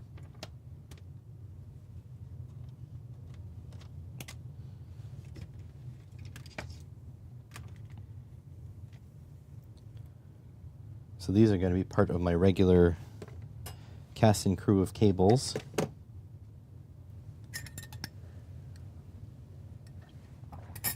Nothing sadder than an empty cup.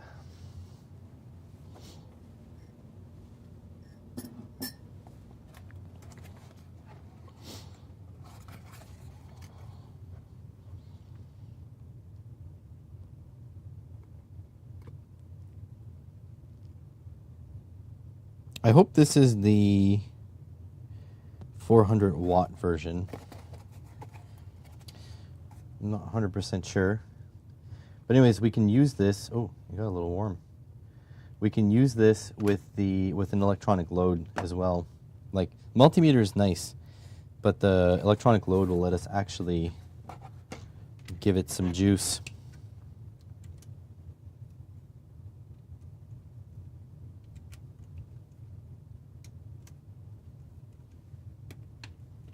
Yeah, 400 watts is a lot.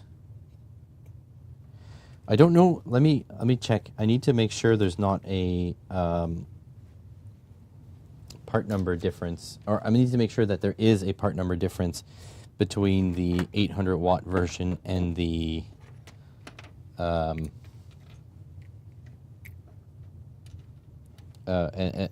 400 watt and the 200 watt version.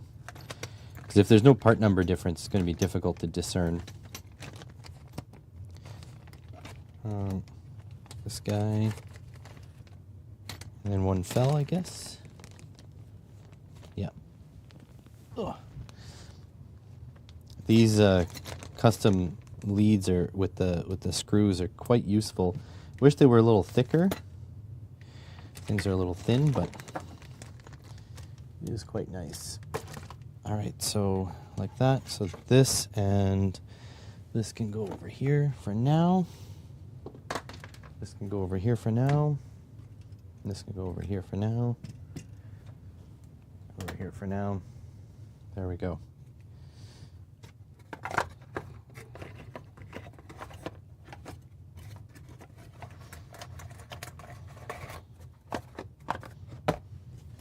like so. What did I want to do? Oh yeah, we need to check to see if there is... no, I think this is it. Screen. Because if it's the 5008E, it can output 50 and up to 8 amps. So that's 400 watts, right? 50 times 8? Yeah. That's a 400 watt version.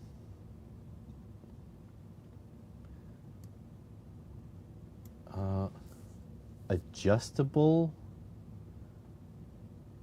overvolt?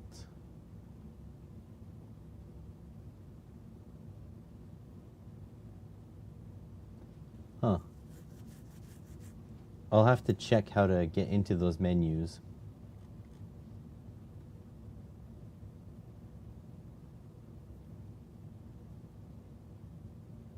Power capacity. Oh, there's capacity as well. Short press encoder button and downward display in turn.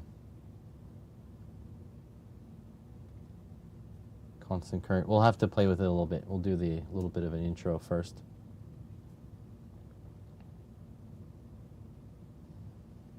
When the power is off, the set voltage and current are displayed downward in turn.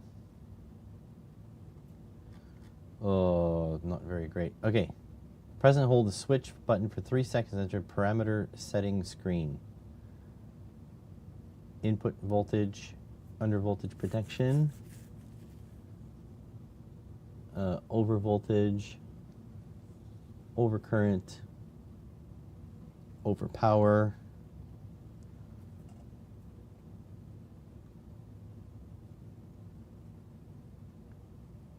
Disabled maximum energy, runtime, timeout, power on state. Oh, that's cool. Operation interface default set of parameters, CV or CC. Okay.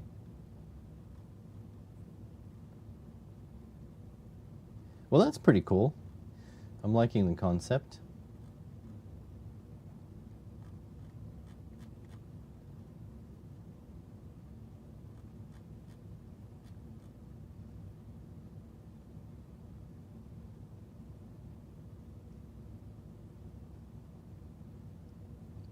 LCD downlink display set. Set. CV flashes, set voltage selection and blink. Press switch or code potentiometer button to switch voltage selection and adjust the set voltage. Oh my god, this is a little complicated.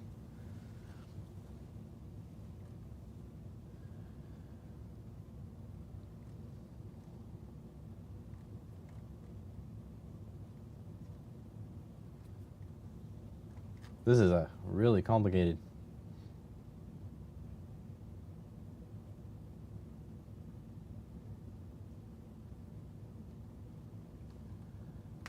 Yeah, we're gonna make a quick video though. We're gonna make a easy video. We may not go into all the intricacies. It'll depend on like if people like it or not, right? So let's see what it looks like in the camera.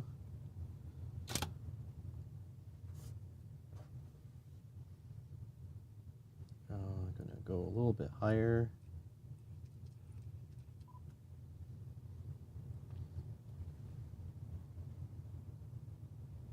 Today we're taking a look at the XY5008E DC to DC buck power supply.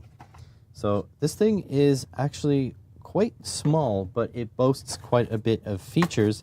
You have a wide input voltage, up to about 55 volts, and you have a wide output voltage up to 50 volts, but obviously it has to be lower than the input. Also, it is constant current, constant voltage controlled. And apparently it all can be done with these 4 controls. What I find interesting on this module though is that they have these pins, this plug on it, where you can just put your bare wires into the screw terminals, and then you can then easily just plug it in. However, I would probably suggest you go over with a marker and mark which ones are negative, because as you can see, the order is V in positive, V in negative, out, positive.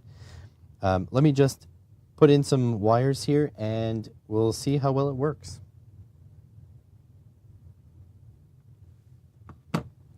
Thanks for that, Franco. Professional YouTuber at your service. There you go.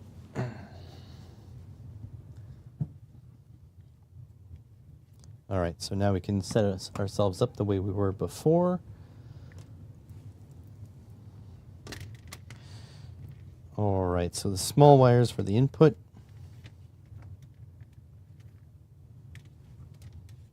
I need to go write something in my document.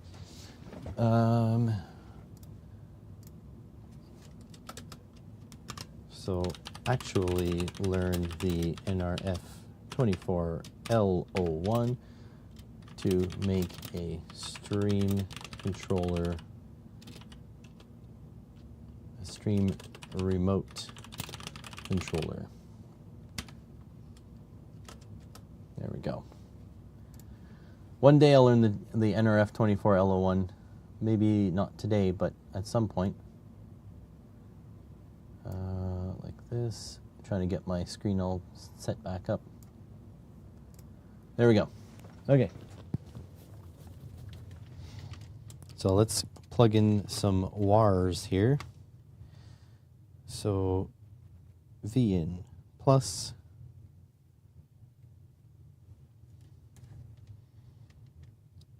V in minus. There we go. Like to have a little bit of drag so it'll just fall right out. And we can screw these down.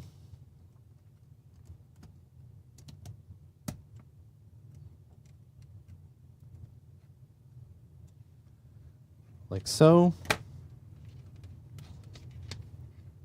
And then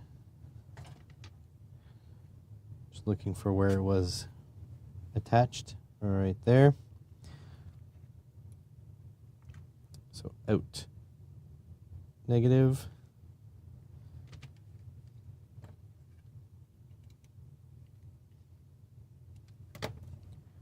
and out, positive.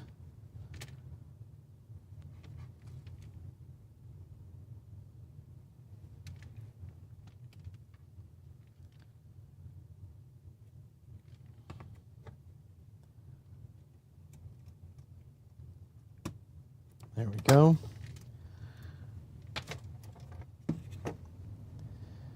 And we'll set that up in our little soldering holder. Love how many uses this thing has.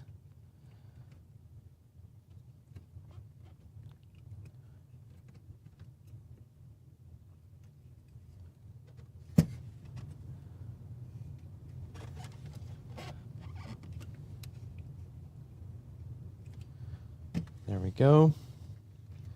Let's take the big wires and we'll set them to the side. Make sure they don't short. Probably put one on one side and one on the other, just so they do not short with anything. And then plug this in here. That's off.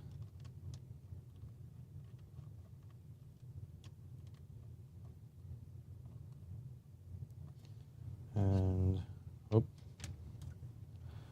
put this in here.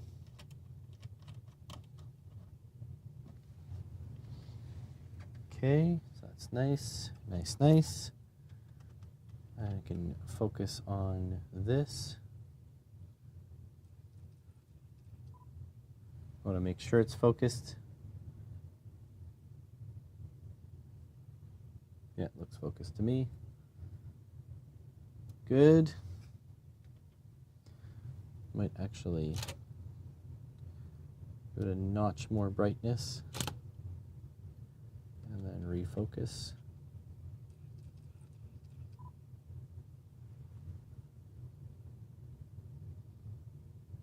Yeah, that should be good. Actually, you know what? I'm gonna zoom it in. fiddling with this a lot, but still look good for the YouTubes. Okay, get this in focus. That looks good. All right. Okay.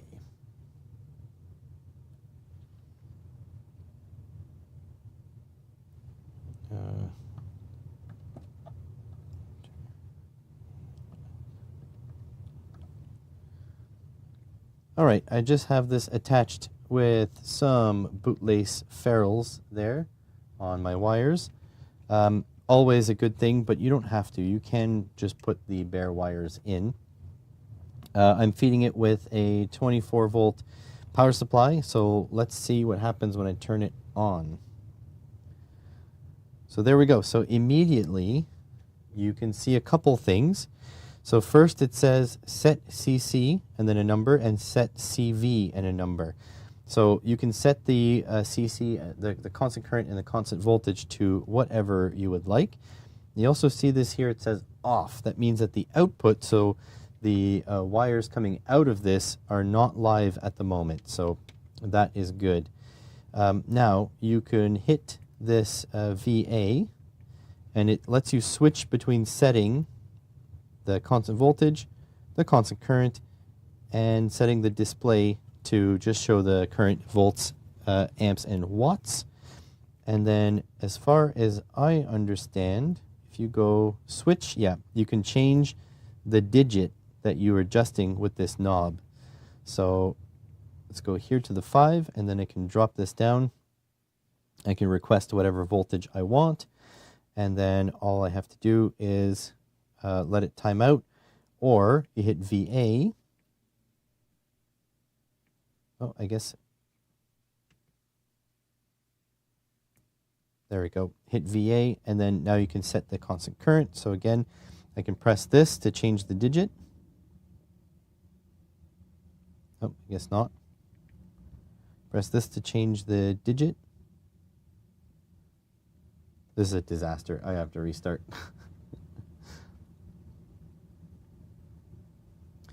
Looking where the negatives are, they're probably joined together. Yeah, it's probably not isolated. You can check that pretty easily.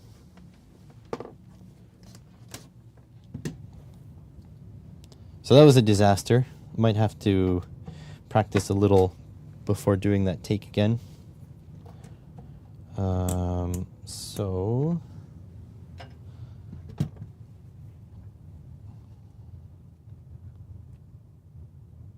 not isolated. Dead short between the grounds.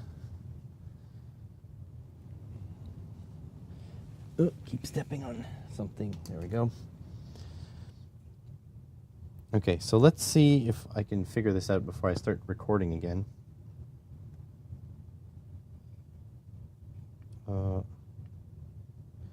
So VA lets you set the CC. Yeah, and then this changes.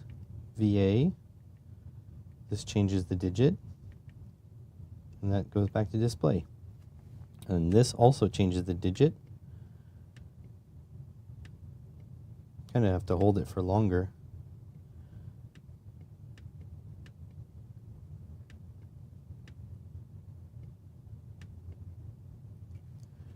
Okay, and then this should go back. Yeah, this switches. Okay, and then this is the output. On, off, on. This switches that. That changes the display. Okay, that's good. And now they said, let's turn this off. I think they said press and hold this to get into the menu. Nope. Press and hold this to get into the menu.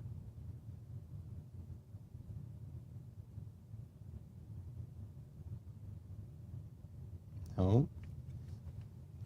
Press and hold both.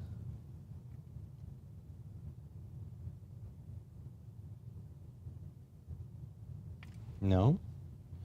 Press and hold this to get into the menu. No. Is it one of those things where you have to be pressing it when you power it on?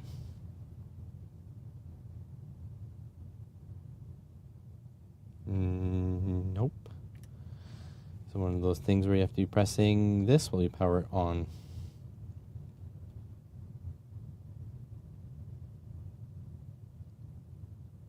Nope. Let me check the screen again. All right, so into the menu. Press and hold SW button for 3 seconds to enter parameter. So the SW button. Yeah, the knob has a button, but it seems to do the same thing as the SW. 1. There we go.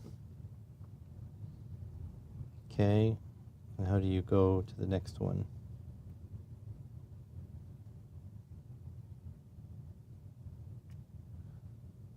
Okay.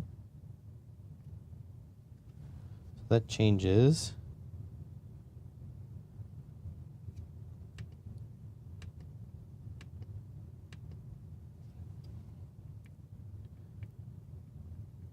How do you scroll to the next parameter?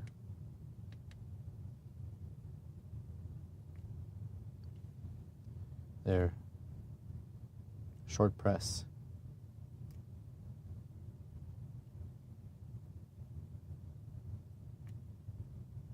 Okay, 1, 2, 3. Okay. So OVP, OCP, OPP,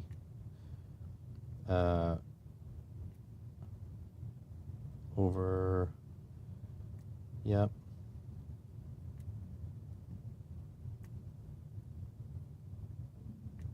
I think that's it. 2, 3.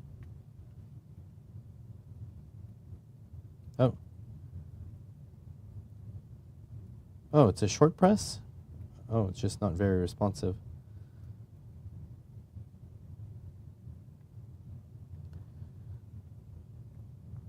What's the FER?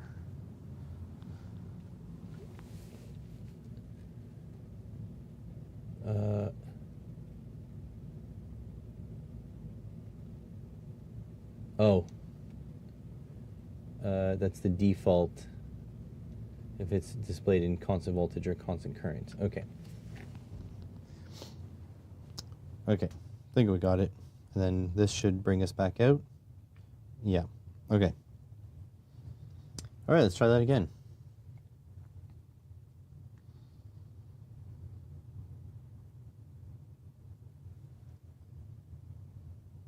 Got it all set up here. I have these wires in with little bootlace ferrules. And so, yeah, that's what these guys look like. You can just shove the wires directly in there if you want, but it's always better to use bootlace ferrules, keep all the extra little bits around. Powering it up with a 24-volt power supply. So let's see what it gives us. And so here we go. So immediately you see set CC and set CV, and the numbers are sort of cycling. And these are, where you're going to set your constant voltage and constant current. But let me show you the menu first. So you press and hold SW for 3 seconds.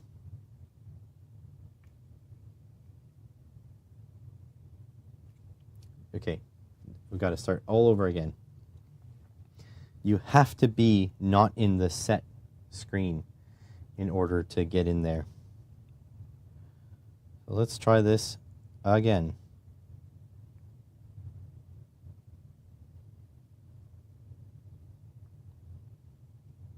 Is it late at the day to say good morning? No. It's 10 o'clock in the morning here, so it is morning. Okay, so you hit switch to here. Then you can enter your... All right, let's try this again. Got it all set up on the soldering stand here with bootlaced ferrules coming in the back.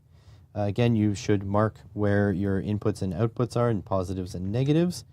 I am feeding this with a 24-volt power supply, so let's turn this on. And so here we go. So you're greeted with the screen that says set CC and set CV. And the numbers beside are what the constant current and constant voltage are currently set to. Let me show you the menu first, though. You hit SW to get out of there. So now you see the input voltage is what I'm feeding it. If you press and hold for 3 seconds, should be able to get into the menu. So there we go. So the first, this is low voltage protection. That's input. So anything below 4.7 volts, it'll turn off, and you can set that. And you hit SW to go forward. Now, over voltage protection, so anything above 55 volts will turn the unit off, or you can set that. Over current protection, this is the output. So anything above 8.5 amps output, it's going to shut the unit off. Over power protection, again, settable, 450 watts by default. Over amp hour, so you can actually set the maximum capacity that you want it to pull, let's say, or pull or push, I should say. So on the output, once you get to a certain amount of amp hours, it's going to shut off the output.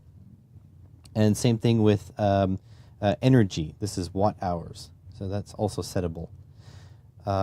This is a timer-based timeout that you can set. And then here is the interesting one. When the unit is first powered on, you can set it for the output to be on or off. Off is by default, and that's the way I like it. And then here is the default that you want displayed, whether it be constant voltage or constant current when you first turn on the unit. And then you press and hold this button, and it should bring you right back out. And there we go. So yeah, let's try setting a voltage and a current. So I'll show you how that works. So on this screen here, you just hit the VA and it'll tell you this is the CV. See the CV flashing?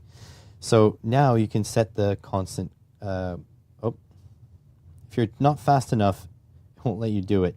So you go CV, and then you can press the encoder here or press the SW, and it'll let you change which digit you're changing. So in this case, let's go 12 volts, 1 amp. So I'm just going to turn this knob. So there's 12 volts, and then I hit VA again, and I can change the current. So I'm on the lowest one, change it to a 0, hit the switch, turn that to a 0, hit the SW button again, turn that to a 0, and then the SW, and you should be able to get the, oh, you can't get the amps, can't get the units, it seems. So we're just going to drag this down to 1 amp. And that's it. We are ready to go. So you can set that off like that, and it's ready. Now to turn on the output, all you have to do is hit this button, and then you have the output is now on, and you'll get a reading of what's going on. So let's actually set up an electronic load or something so we can see this thing in action.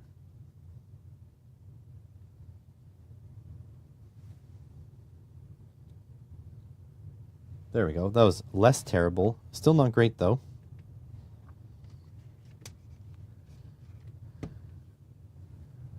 Germany, it's 4 p.m. Yeah, 3 in England. I'm happy it's not 4 p.m. here because I feel like I wasted my day if it was 4 p.m. All right, let's get an electronic load. Where did I put it? Over here.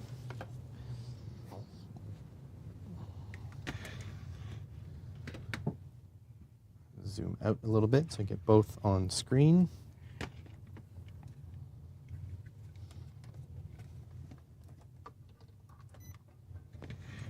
There we go. Should be able to get both on camera there. Probably have to focus down onto the electronic load. Actually, no. I'll focus on the... First of all, let's change that.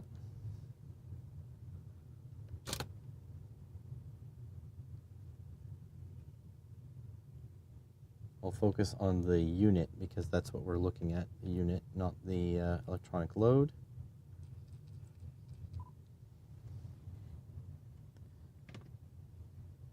Still visible there. Okay.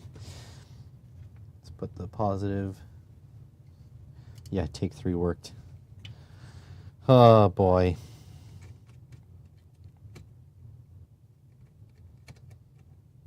Okay, in positive, and in negative. The output is off.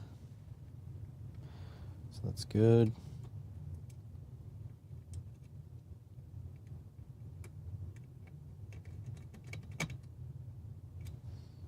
There we go. Okay.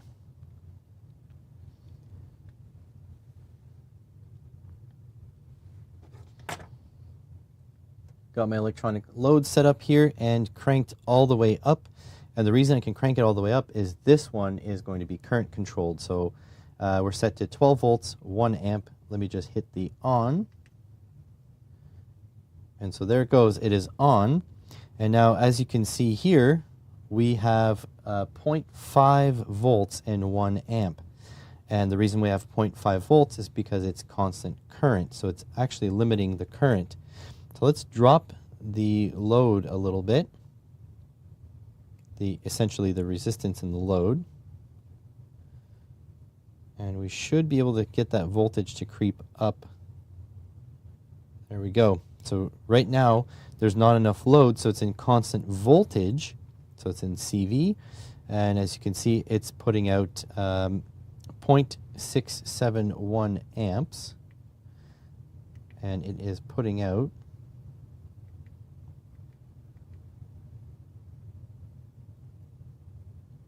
12 volts exactly.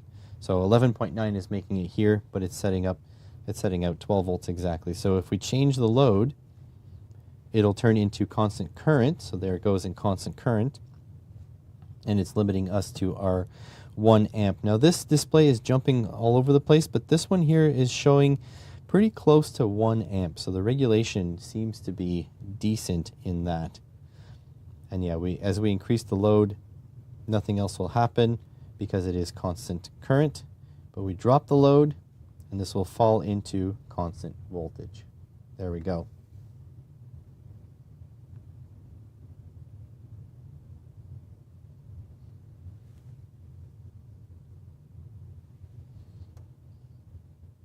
Okay, so that's good.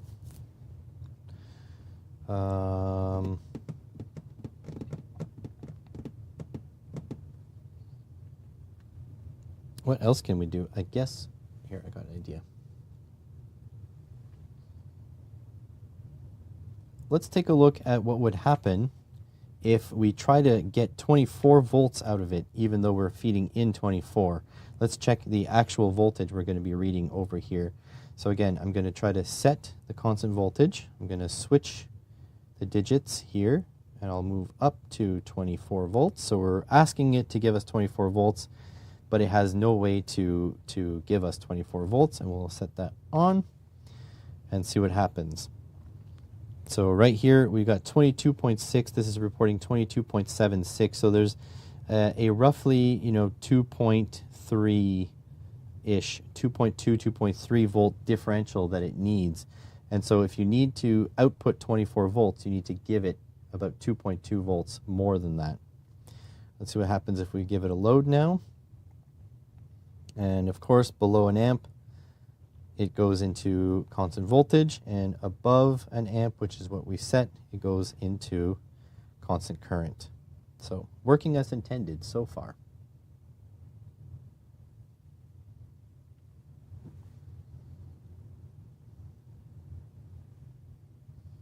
All right, so I think next we're gonna really give it the beans.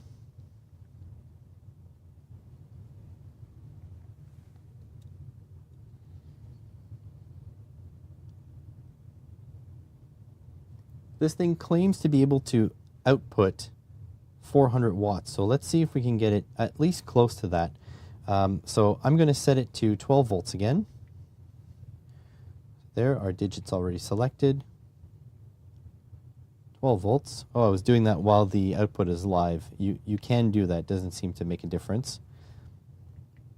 And then constant current, we're going to go up quite a bit. We're going to go up to its maximum 8 amps, or 8.1 amps, I should say. Now let's turn this on. Oh, there we go. On. And we've got our 12 volts here. And let's see if we can crank this up. I'll go the coarse adjust. or this is the fine. Let's go the course adjust. So 1 amp, 2 amps, 3 amps are at 36 watts. 5 amps. I'm hearing some high frequency switching from this now. It is getting a bit warm.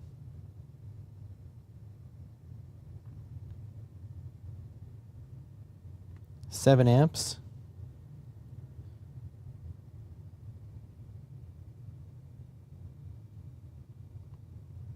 Well, we're almost maxed out here. Oh, we dropped into constant current. Let's see if we can bring it down back to constant voltage. So we can almost get full on this thing. 7.9. 8 amps. There we go. So this is showing 8 amps. This is showing 7.941. So it is providing 12 volts, 8 amps. Now, in order to pull more wattage out of this, I'll have to bring up the voltage.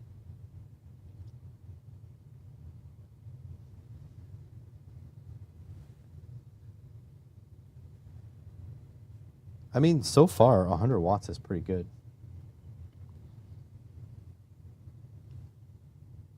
And definitely, yeah, it's definitely this. I'm hearing high frequency whine for sure. I mean, it's doing it, which is good. But now I need to go get my bigger electronic load because there's no way I can't do 400 watts on this, but I can do 600 on the other one. So let's go get that. And basically we'll have to feed it with like nearly as much as the read-in can provide. I don't know if these wires are going to be tough enough, but I guess we'll see. Maybe for a short period of time. Ooh, that heatsink is hot. I'm going to switch the battery in the camera while I'm at it too. I mean, so far, I'm pretty impressed from such a little device. It is getting warm, but it's not hot. And that just, you know, speaks to the switching efficiency. We're just checking my DMs.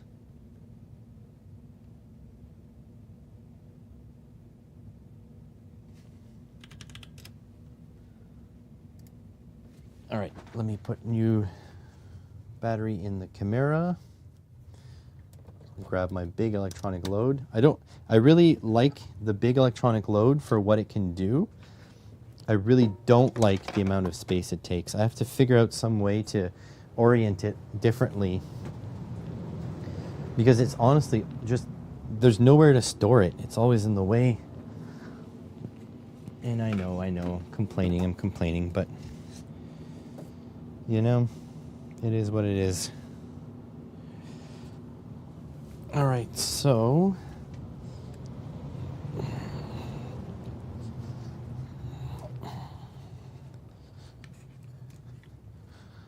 just like, look at the size of this monster. It's huge.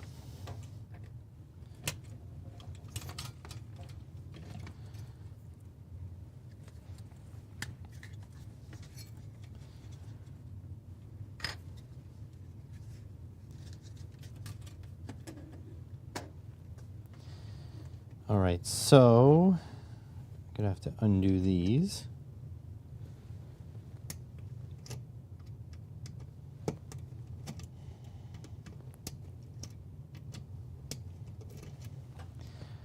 There we go.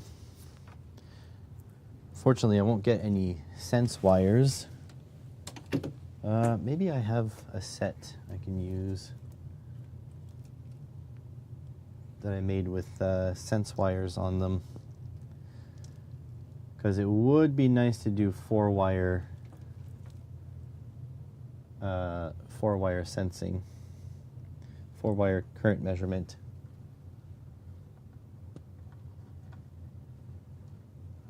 these guys, what are they connected to? Nope, not that. These guys, what are they connected to? Oh yeah, I do have 4-wire. 4-wire measurement. All right. Let's turn this off.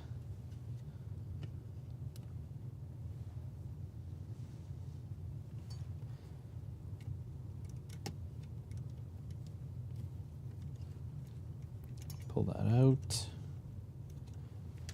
Pull that out.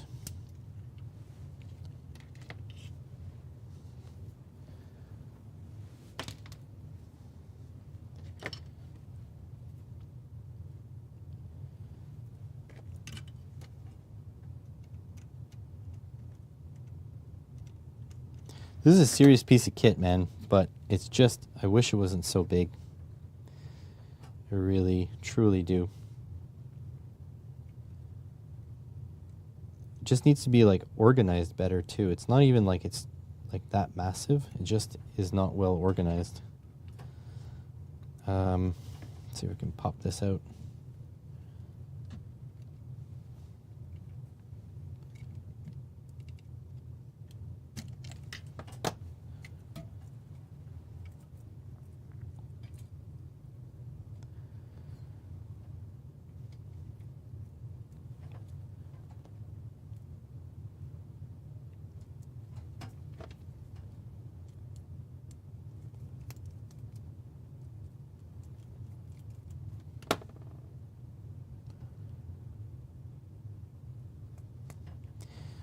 Big beefy connections here.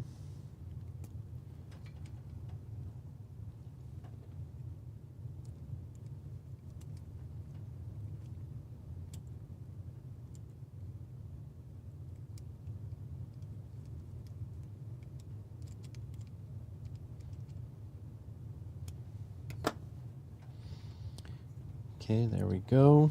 We're gonna shove that back in there.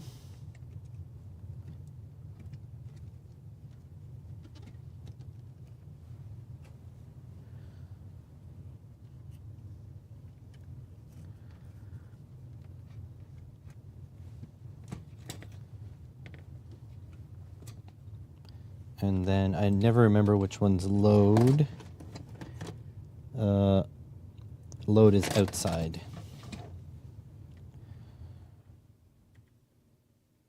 So it goes like this.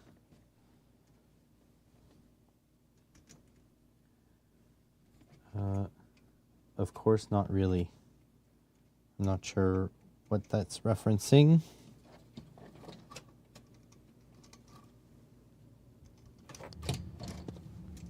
One, two. These should be rising terminals, right?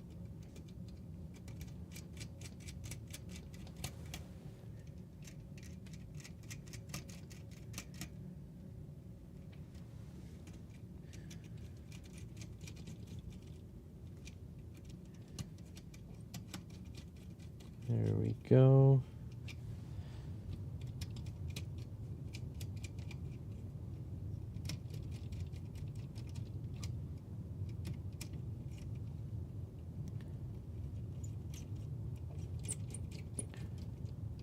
There we go.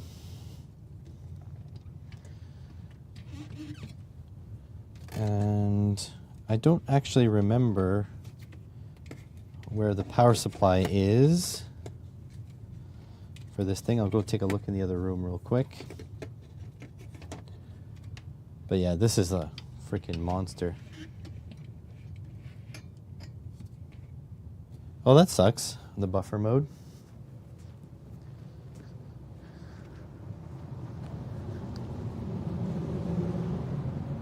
Let's see.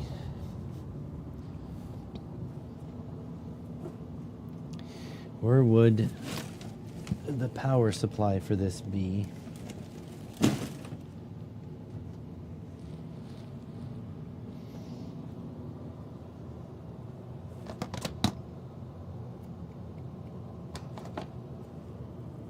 Maybe the power supply from the other electronic load will work.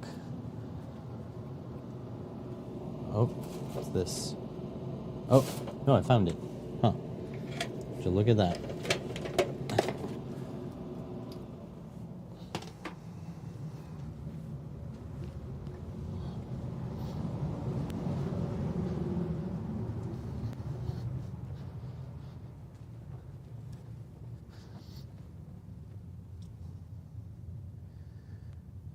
Okay, so plug this in here. Oh, my monitor just exploded. Okay, it's good now. There we go.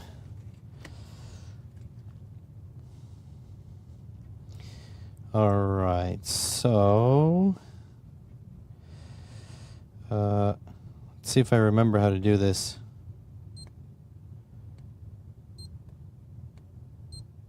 Oh, no.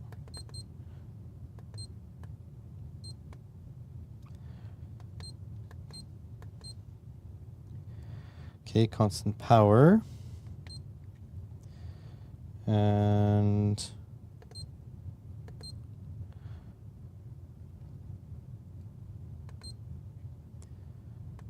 I'm going to set this to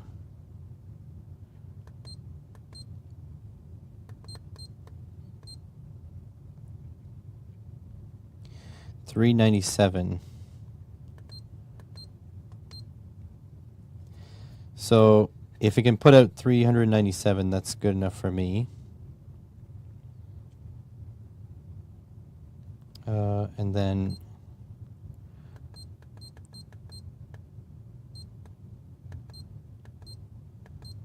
cutoff voltage. Try to drop that down.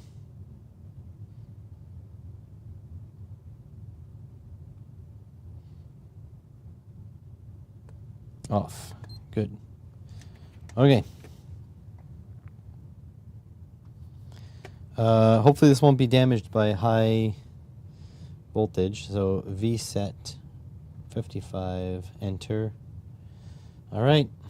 Let's set up the camera here.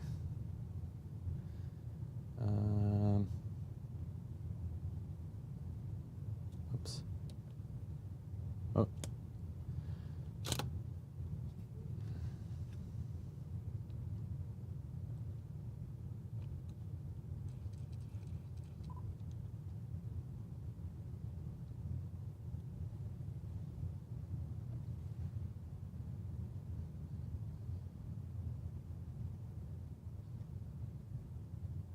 All right, you're gonna have to pardon the setup because this screen is like impossible to see.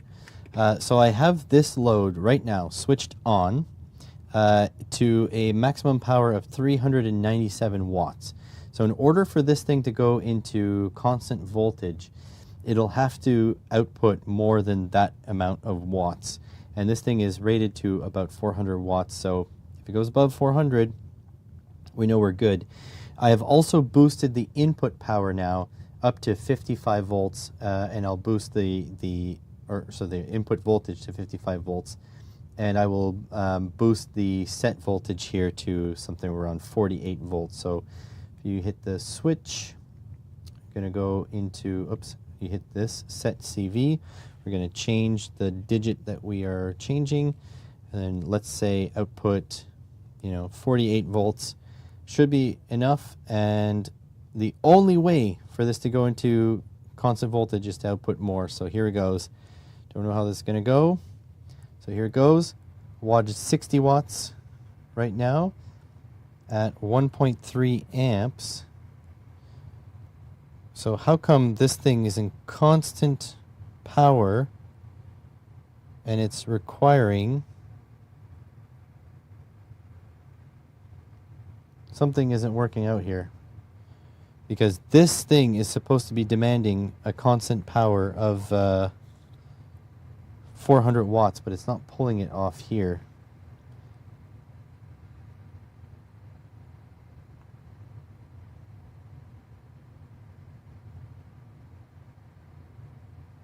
Because this is reporting, my God, it's horrible to read. about 170. So I think what's happening is this is pulse width modulating and this is pulse width modulating. So it's not really working out. Let me reset.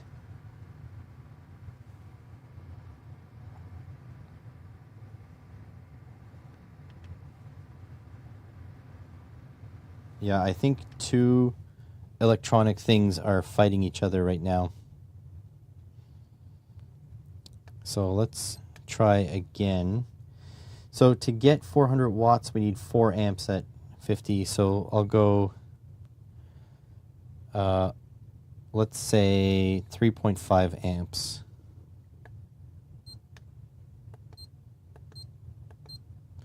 Constant current. And then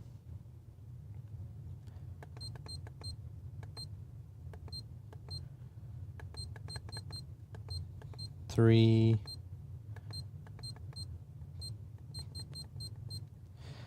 3.5 amps, and then I'll just keep cranking it up. So let's see if that works.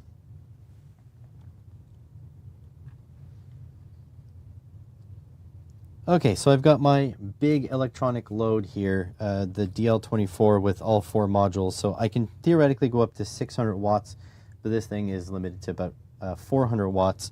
So what I have done is I've set this one in constant current of 3.5 amps, and I have boosted the input voltage to 55 volts and the output voltage to, I believe it's set to 48 volts.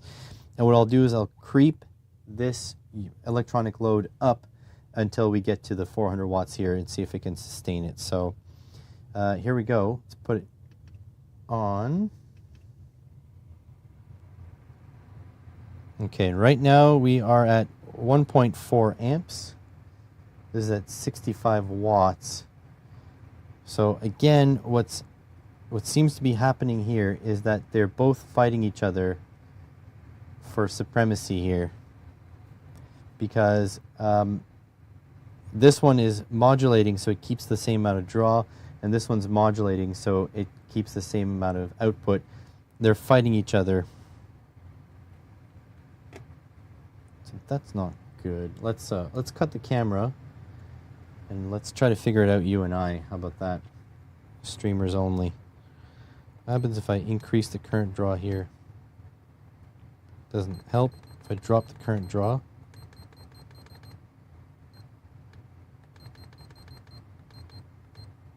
say I demand 1 amp. Yeah, it's not happy about that.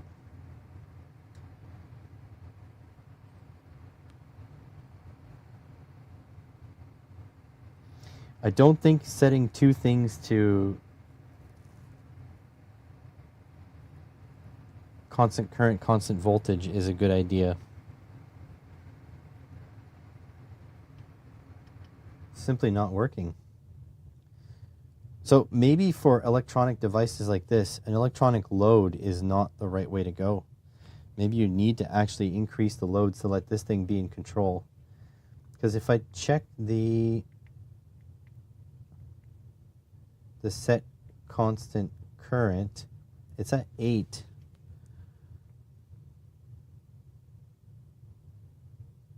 What if so I can't even go past 8.2. If I could turn off the constant current, here, let's try that. Yeah, no, it's just trying to stop. So it cannot be unfettered.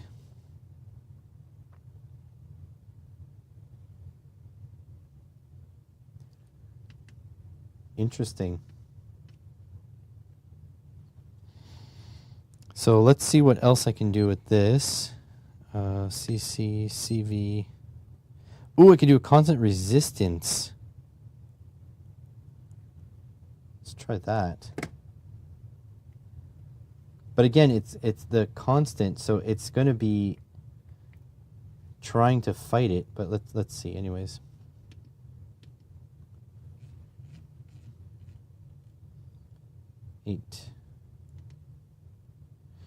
You know what? Let's just go down to reasonable. 3.5. It's on.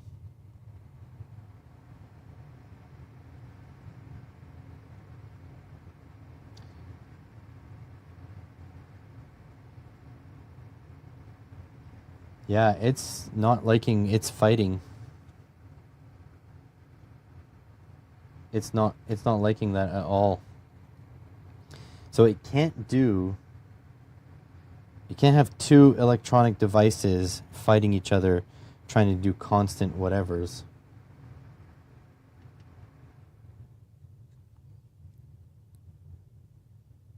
So let's see, what else can I do?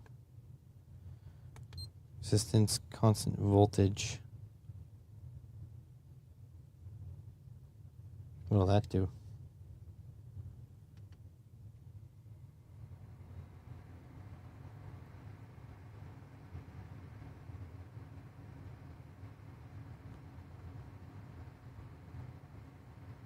Yeah, it's doing nothing.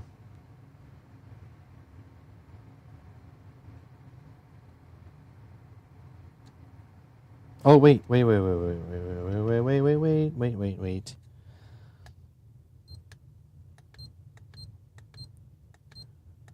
Constant resistance. Did I screw up? Oops.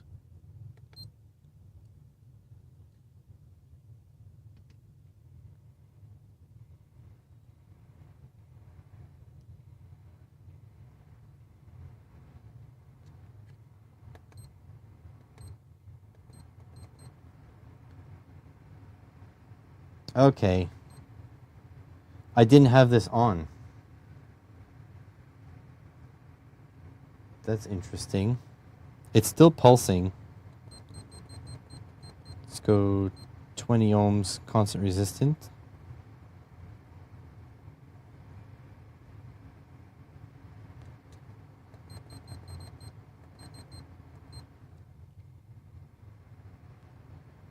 $30 ohms.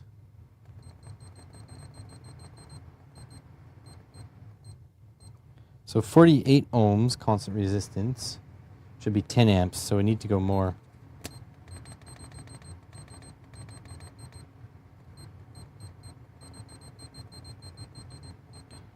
Like 100 ohms.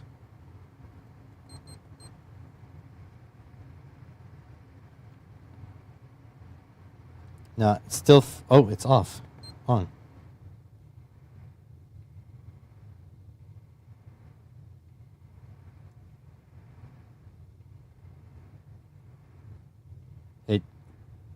It can't handle it.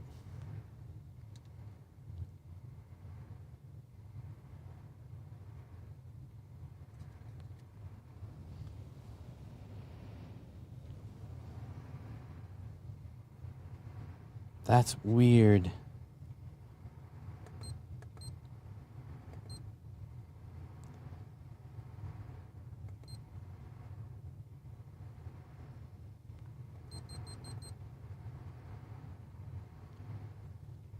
Okay.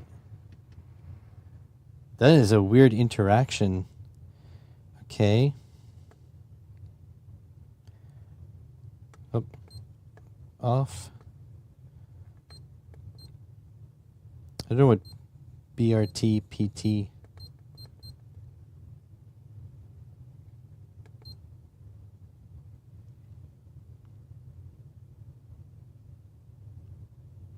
Oh.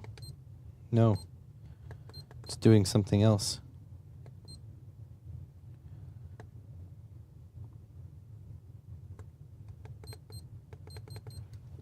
Let's power it off, power it back on. There we go.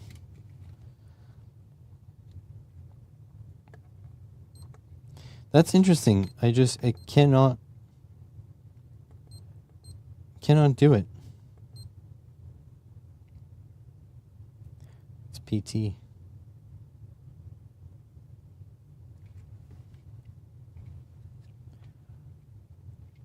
Eh. Huh.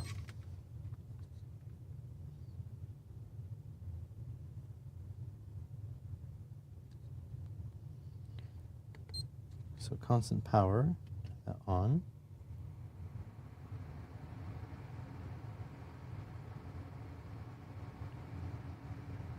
Yeah, it just will not do it. Stays at like 60 watts.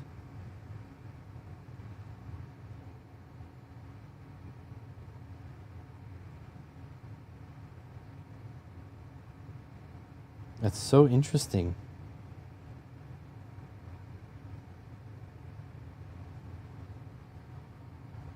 Oh, on. Over 600 watts, over power protection.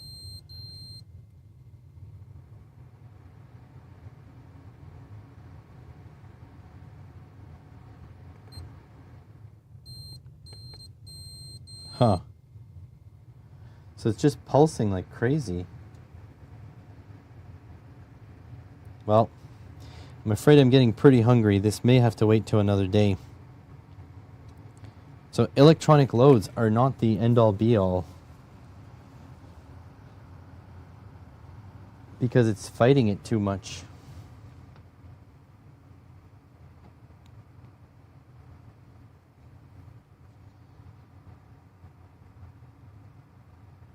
It's weird because the load is off right now, but it's still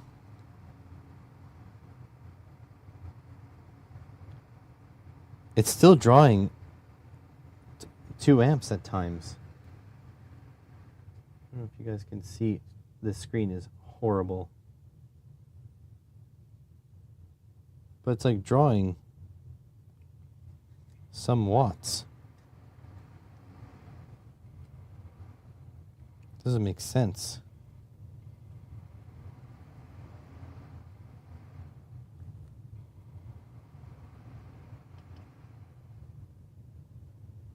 Maybe my load is screwed up? I don't know. I have no idea what is going on here. Anything shorting back there? No.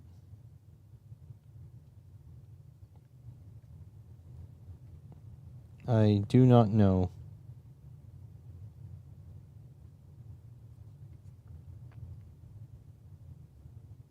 Oh yeah, I had to fix the fan on one of them because the corner broke. Forgot about that. Huh.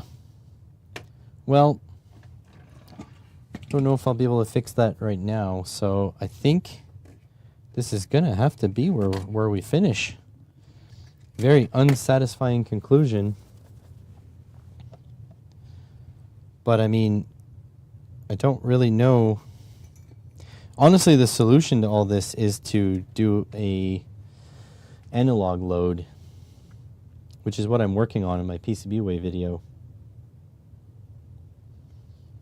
Well, food for thought. That'll be for another day.